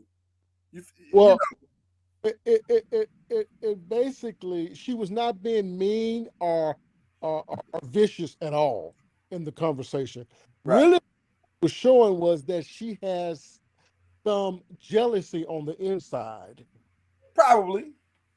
And listen. It takes a strong person to sometimes admit that, because a lot more people are jealous of you than that will admit to it. Yeah. A lot of probably true. Are envious of one another. Yeah. To a degree. Yeah. So that's really all she voiced. I mean, she was jealous of the fact that Marjorie had somebody coming to the house working her out, and she got a whole workout room, and she basically sounded like she was a little envious of Marjorie. And that's okay. Nothing wrong with that. That's humanistic. I don't have an issue with that. What I have an issue is the asshole who leaked them tapes. Now, I have a theory. Oh. Because I ain't 100% sure that nigga didn't leak the tapes. How can he? He's in prison. How can he? By talking to somebody who has access to the tapes. You don't think that happens? Hey man, leak these tapes to one of these sites for me, and we'll split the money. Well, because TMZ will pay money to anybody. Everybody paying money for it. TMZ is on YouTube. All 9 tapes are on YouTube right now. I don't think there's any splitting of money going on. I think somebody on the inside leaked that tape, and they trying to get paid. They probably are, but I'm saying whoever it is, they're gonna get fired. They ain't gonna get the criminal. But they're gonna get arrested. Well, yeah. Maybe. I believe it when I see it. It's gotta be a federal crime to leak that shit. Gotta be. But it's happening to black people that the Wahites might not give a damn about. Yeah, that part. That's true. Let me ask y'all a question. We're gonna end this conversation right here on this question, because I'm just curious. How do y'all feel about Marjorie Harvey? I don't. Okay. Do you think she's a gold digging, backstabbing, money grabbing opportunist as she is being portrayed to be? Hell, my wife was a gold digger. I told her, I said, you ain't messing with no broke nigga. Okay, Kanye.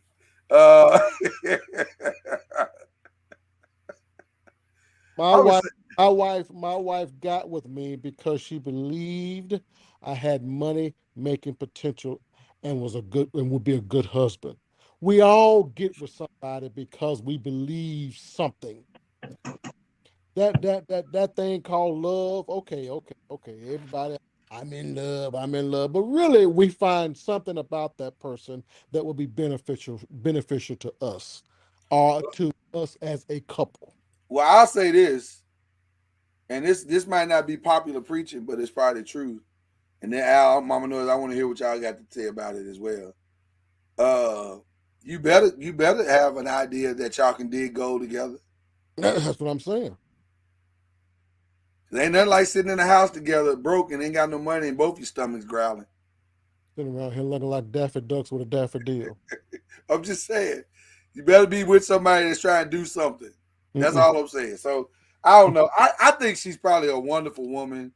We all got our issues or whatever, but at the core, she's probably a good lady, man. I don't never hear her saying nothing negative about nobody or doing nothing negative about anything. So it's just weird to me that they be coming for her like that. But jealous, jealous. It's part. I say it's part jealousy, but it's also, dare I say, arrogance. But then you have to say it's well-deserved arrogance by his own summation. She was down in the dirt with him. Yeah. So she helped dig out, climb out, pull out. She did it all to get them back atop, you know. So is it deserved? Absolutely.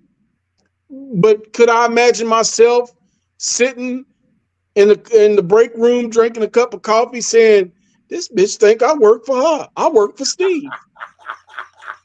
Absolutely. Because she has that persona that what he has, I have. What he, you know, and that's okay because they built it back up together. Well, I'm gonna say something to y'all right now, publicly, and just get it on out the way. When we come into our kingdom, and Mama Noise start getting on Instagram wearing all these fancy outfits and looking all good, and if she decided to put her titties out or whatever, wait a minute, y'all just got to take this L because the shit we've been through, she has earned the right. So I'm sorry, but we go if she wants. Now she probably won't, but if she wants to floss, I ain't gonna stop her. Listen, I don't understand. I'm just saying, I'm not gonna stop her. I don't understand. We as a people, I think we got it twisted sometimes. Go ahead. We don't mind rappers living loud. Or any celebrity. We don't mind them living big, but in Steve's case, it appears that they have actually arrived. We know a lot of the people that live out loud are just fronting to a degree. Right. But Steve and his wife, it appears that they have actually arrived. Yeah. And that's what I think rubs some people wrong. I mean, when I see her dresses on Instagram or whatever they be walking and he holding a cigar and she looking fabulous. I love black love. I have no problem with black love. Look good. I would rather see you and Marjorie doing what you're doing than Whitney and Bobby doing what they was doing. Facts. That's facts. So I don't have no problem with it. So live your life. It's your life. Whatever. We can't end on this, y'all. We got to end on a much more positive note. I saw something. Well, actually, Cuz sent it to me. And I'm gonna be honest with you, Cuz, when you sent it to me, I was a bit shocked. I was like, really? But then I also understood. I also understood. Like, you know, I get it. So I just let the video, I guess, kind of speak for itself. It's, you know, listen, Shit, and the words of cuz shit hell, you know. Wow. This is what happens. Here you go.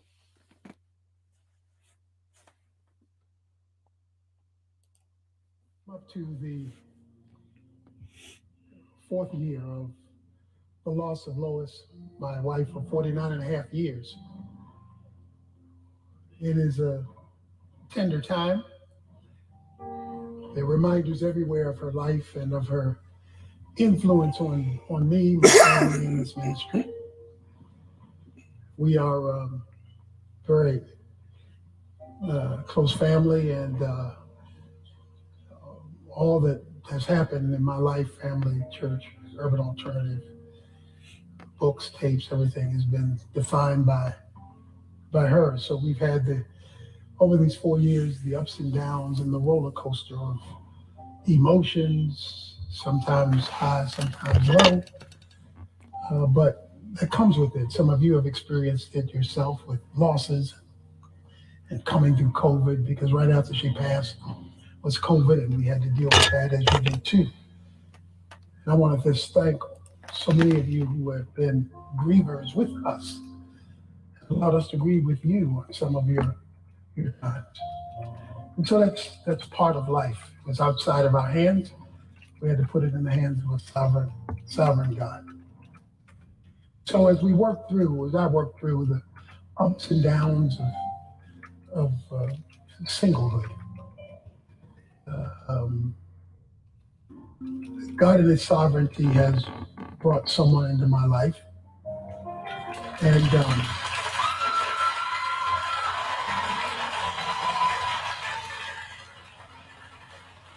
this someone has traveled this similar road. In fact, she and her husband were on their way to Lois's funeral when her husband died.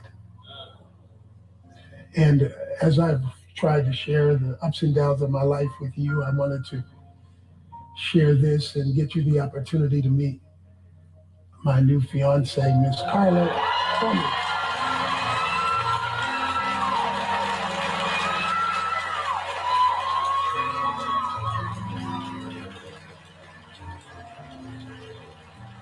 So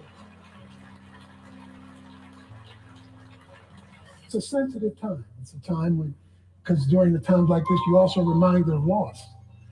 And so I want your sensitivity as you pray for me, as we walk through this journey, as she walks through the grief that she's had to walk through. I lost my father 1 month and then lost my wife the next month. She lost her mother 1 year, lost her husband the next year. So there've been a lot of similarities. And so just pray for us.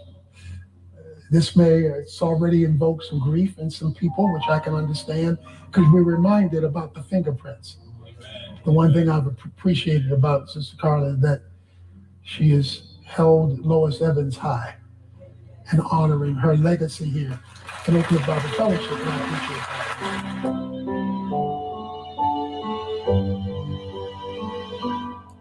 So,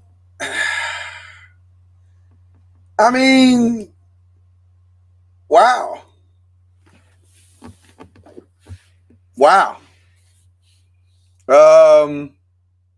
That was shocking. I won't lie.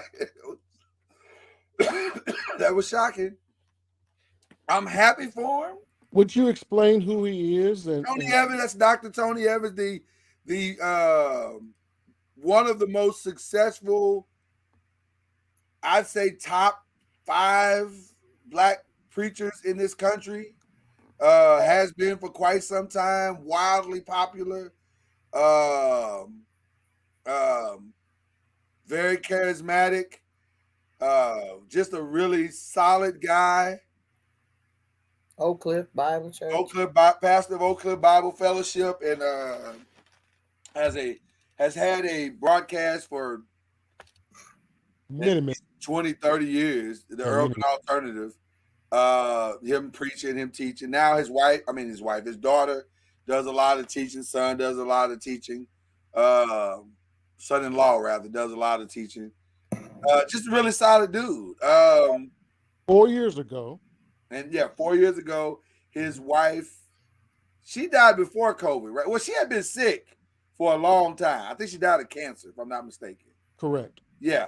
And she had been sick a long time, battle.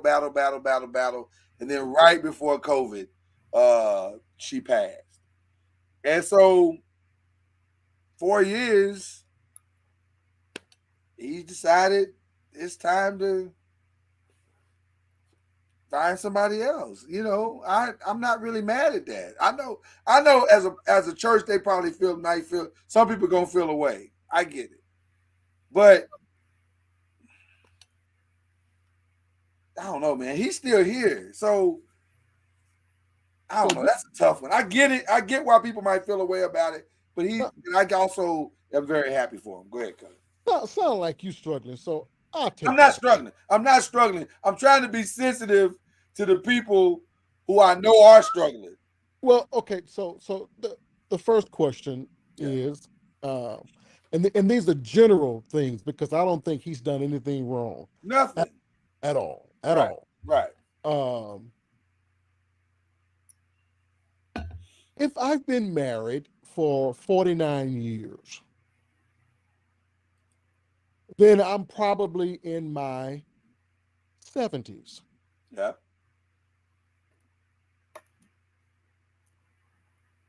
Not him in particular. I'm just saying in general. Right. Why do I need to start all over again? Now, that's personal. That's a personal thing. He has to make that choice and she has to make that choice. Right.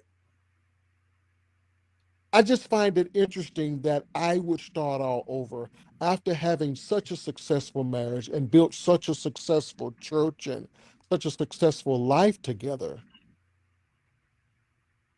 Why can't I ride this thing on out for the next 5-10 years? And just to be clear, he's 74. 74, right. And she died in 2019. They got married. This doesn't say when they got married, but 49 years of marriage. Was it 49? Yep. Yeah, that's what he said. That's a long time. It's a long time. Long time. And the other part is probably because of the way she passed, they had a lot of conversations. Yes. This was not an unexpected passing. So I'm sure most spouses out there, if they were in that position, they would tell their spouse, their other spouse that's still alive. Yeah. Listen, I'm passing, but you're still alive, and I want you to live the rest of your life with somebody. You would probably give them the okay, unless you're some selfish asshole. You would probably tell them it's okay. Find you somebody, and love her just as much as you loved me. Have my approval. So I'm sure they probably had that conversation. And can I add to that? I think part of the blessing that you release upon that person is rooted in the reality that you are pastoring a church of 10,000 people. Right. And you probably need to be covered.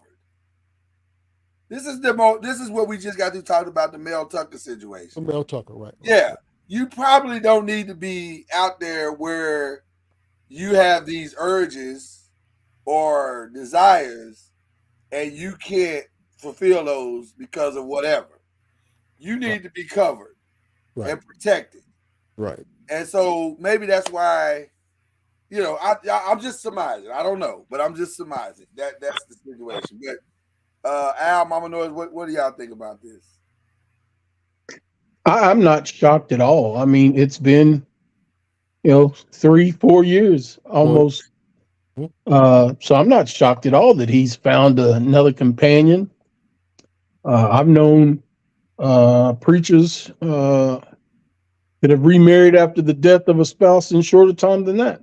Yeah. So, I'm not shocked at all by that. And could it be the traditionalist that's buried within him?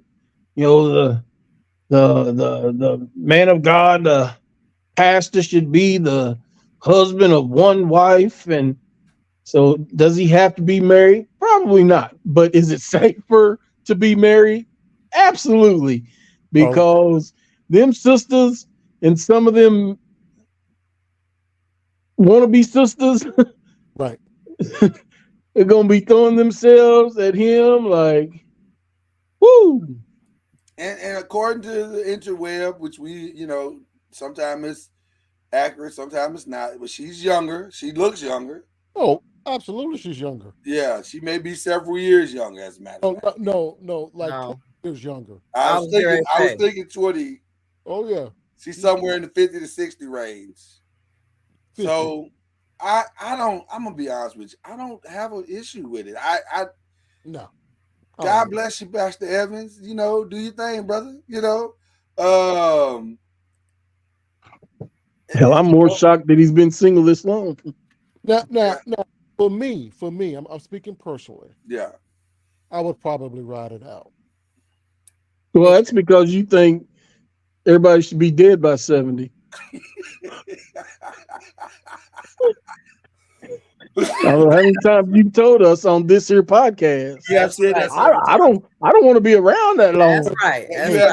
You have said that, sir. You have said that. It's 80. It's 80. It's 80. Now you want to change the okay. Yeah, I think he's upped it. Al, because he ain't got but 6 more years anyway. So what's the Well, see, right. He finally got to taste White Castles, so he wants to extend it a little bit longer. Right. Don't start on that because exactly.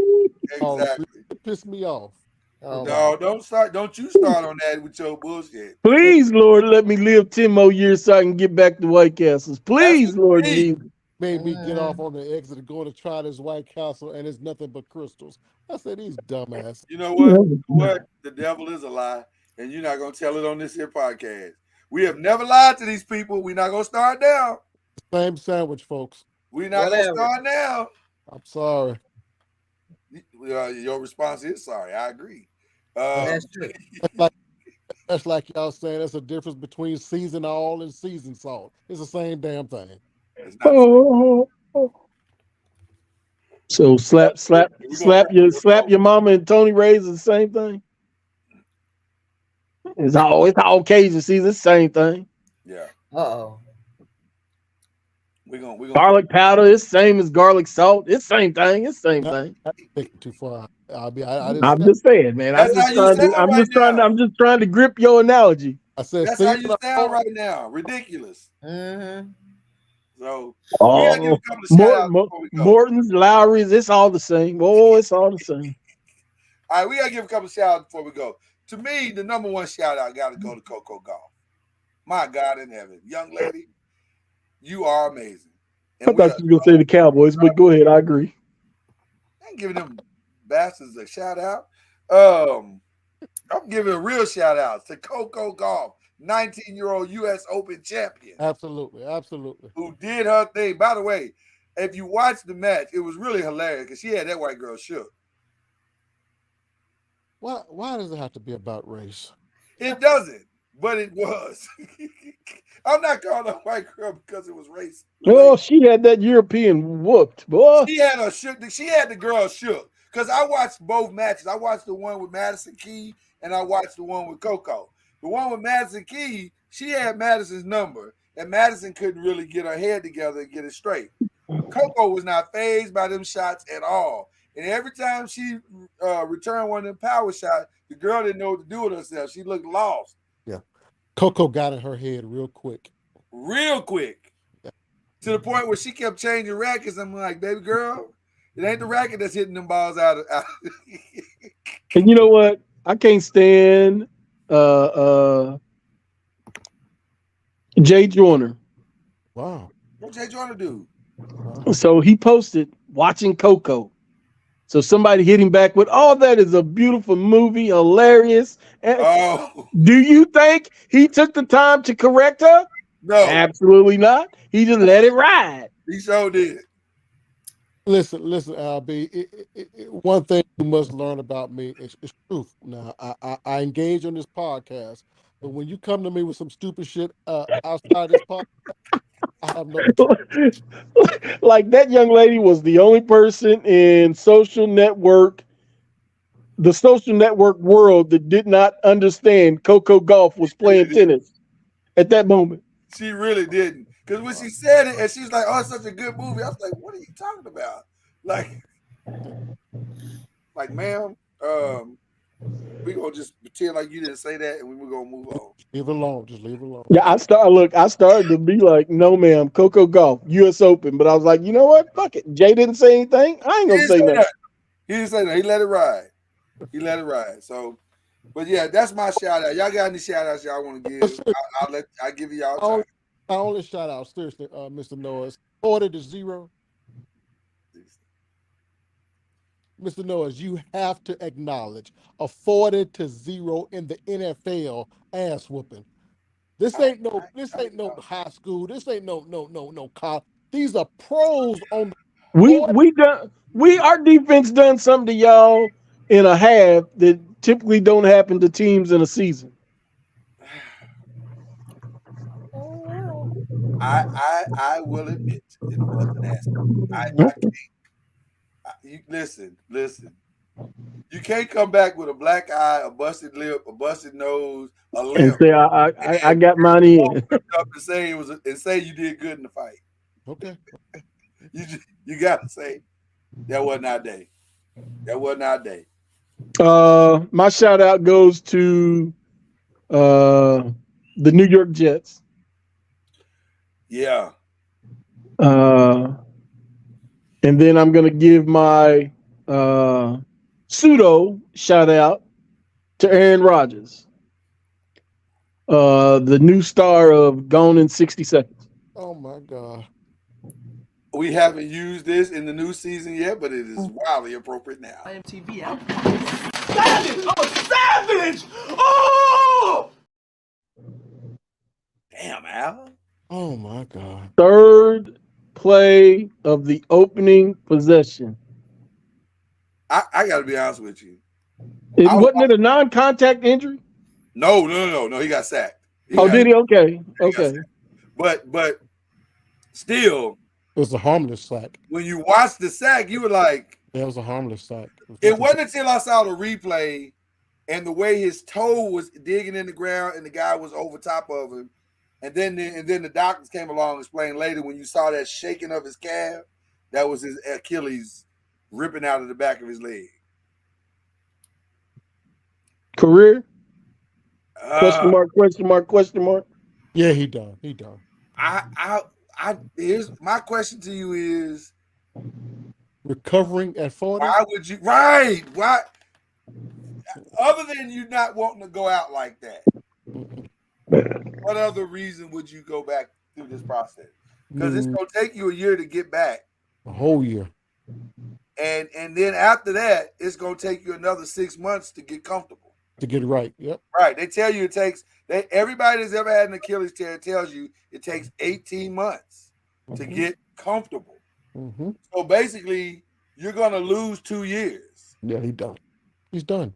So I don't know why you would do that if you're Aaron Rodgers, but but the truth of the matter is, most people, I can't say people. A lot of people thought that he would get injured this season because of his age.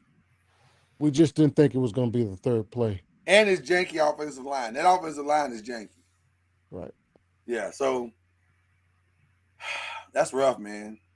It's a tough way to go out. It's a tough way to go out. So, Mama knows you got any shout outs? I want to know why he shouted out the Jets, though. I mean, because they still won the game. I thought he shouted out the Jets because they was going to hire Kaepernick. That's what I thought.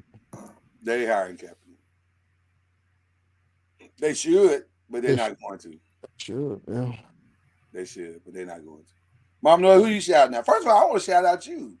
Shout out to you for, toughening it up and sticking it out and giving us your all and your passion and shit. Good job, Mama Noah.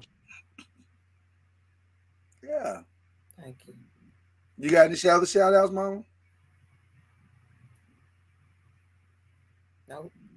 Have they found that little killer boy that's been running the streets in Pennsylvania? Have they found him yet? He ain't been running the streets. He's been running the woods. Well, the woods, wherever. Shit, I don't need him out there. Get his boy. ass. What we waiting on? Have they found him yet? No.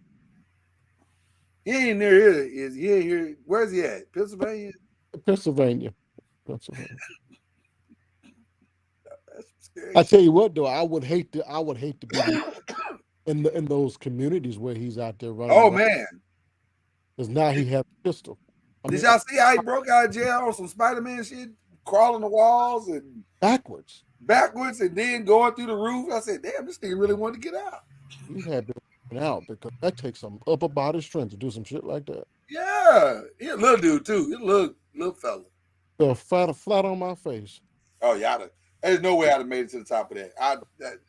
At no point in my life was I able to crawl backwards to a roof and then once there crawl through the roof. There's never been a point in my life when I've been able to do that. Of course, there's never been a point in my life where I needed to do that either. So I guess maybe necessity is the mother of invention. So I don't know, but personally, I wouldn't have done that. That just But anyway, I hope they catch his ass. All right, well that's all we got. Listen, we had a blast on Saturday. Al, we missed you, man. On Saturday, when we did the uncorked wine, and we going through now. I'm gonna tell you the truth. This 50th hip hop list is stressful as hell. It is stressful because trying to lock down these songs. Shout out to Mr. Uncorked Wine, Ron Nolan. Trying to lock down these songs year by year is hard. It's not easy, but it was fun. But it got stressful as the years continued on. So we're doing part 2 this weekend. So pull up on us for that. It's gonna be a lot of fun. Mr. Noise, if you had to name just one rap song, what's the greatest rap song of all time? That's what we're trying to figure out now. Well, off the top of your head, just. Oh man, Mama Noise, what do you think? The number one. It's easy for me. What you say? Oh, it is easy for you? Absolutely, because I'm gonna go with the original. Rapper's Delight? Yep. Wow. Hibbity, hip, hopper, you don't stop. Rock it to the bang, bang boogie. And by the way, Rapper's Delight. I agree. We are the only list that I've seen Rapper's Delight on. That I've seen. Now, I've seen a whole bunch of lists, but Rapper's Delight don't normally make nobody's list. And I'm saying how? It's the original. You don't get none of these other songs without Rapper's Delight. I don't care if you make it 50. It still got to be on your list. So I don't know. That's a tough question, cause I don't know. Well, I agree with Al B. I mean, I don't know rap as well as you gentlemen, obviously. Right. But Rapper's Delight is the rap song for me. Okay, that's fair. That's fair. Well, we listen. We coming back on this weekend with round 2, 99 to the present. We're gonna try to keep it going, but I'm telling you, from 83 to 98, it was hard. It was really, really hard. Mr. Noise, the most fierce, amazing rapper of all time. I'm sure you're gonna say Tupac. I would not say Tupac. She gonna say Tupac. She gonna definitely say Tupac. Oh, really? Okay. Yeah, she gonna say Tupac all day and every day. Is that because of his looks? Huh? Is that because of his lyrics or his looks? It might be a combination of both. If Tupac would have approached my wife first, I'd be doing this podcast with somebody else. But what about LL Cool J, Mama Noise? Nope. No. Okay. For me, and I'll go a top 3 because we're gonna do a list for that as well. But my top 3 is Biggie, Jay, and Rakim. I love those 3. Oh, and Andre 3000. Useless. I know. You want me to put Eminem on the list because he want me to put Eminem on the list. I love Eminem. He ain't in my top though. He ain't in my top. If you only pick one, Mr. Noise, would it be Jay? I don't know. Most days it would be. Okay. But in other days, I'll be going through my Biggie moments, and then other days I'll be going through my Rakim moments, and I definitely be going through my Andre 3000. Let me guess. Your all-time favorite actor of all times, Juicy Smollett. You know what? You don't have to do that. That's not necessary. That's not necessary, Al. That just feels like bedtime. Al is very savage. I gotta tell you the truth. He is very. That's bad. He is very savage. But we gonna go through a whole thing. We waited this long for this purpose. So when we get ready to reveal it, we can hopefully do it in a big way. But anyway, that's what we got for you. Tomorrow we got the 5. Yes, we will be talking about the good, the bad, and the oh my gods of this weekend. And then, of course, we got Believe in the ACC. Okay, listen. Yeah. Just one question before you leave. I apologize, Mama No. I apologize. You're doing good, bro. I like the interaction. Mr. Noise, were you amazed by that defense? Oh, my God. Do I have to answer that honestly? You are a sportsman. Do I have to answer that honestly? Come on. You're a sportsman. I'm just asking, do I have to answer Your Honor, could you please have the witness answer the question? Okay, hold on 1 second. Just hold on 1 second. Just 1 second. Oh, wow. Just 1 second. Because I can't answer this honestly with that, okay. Hell yeah. He had to cover up the Giants. What? Oh, wow. I mean, listen, how can you not be? They got speed everywhere. It really felt good being able to go to bed at 9 o'clock, knowing that victory was secure. Yeah. Oh, I'm sure. It was impressive. It was an impressive game from that perspective. Now, do I believe that they can make it to the Super Bowl? We'll find out. I think they can if Dak don't F it up. But I still ain't convinced he ain't going to F it up. Well, if that defense stays healthy, that's the key. I don't see nobody racking, 30, 40 points on them. Yeah, but y'all have to put up 30, 40 points every game. Well, no, I agree. But I believe the defense has the ability to score once or twice every game with that type of speed. It's hard to argue that. And I also agree that they have enough. Also agree they have enough offensive potential. With the 3 backs that they have, the wide receivers. I think we're not going to be as productive as they think we are going to be with these fresh tight ends. Yeah. Right. Because them drop balls were crucial. They were. I mean, it should have been 56-0. Yeah, you're right. We have completely lost Mama Noise. So this is what we're gonna do. We're gonna go to the post show and hey Catherine, good to see you, girl. We're gonna go to the post show and let Mama Noise off the hook since I know she ain't feeling good. We'll see y'all tomorrow for the 5, Thursday morning for the Believe in the ACC, and then Thursday night for Talkin NOIZ. I want to retract my shout out.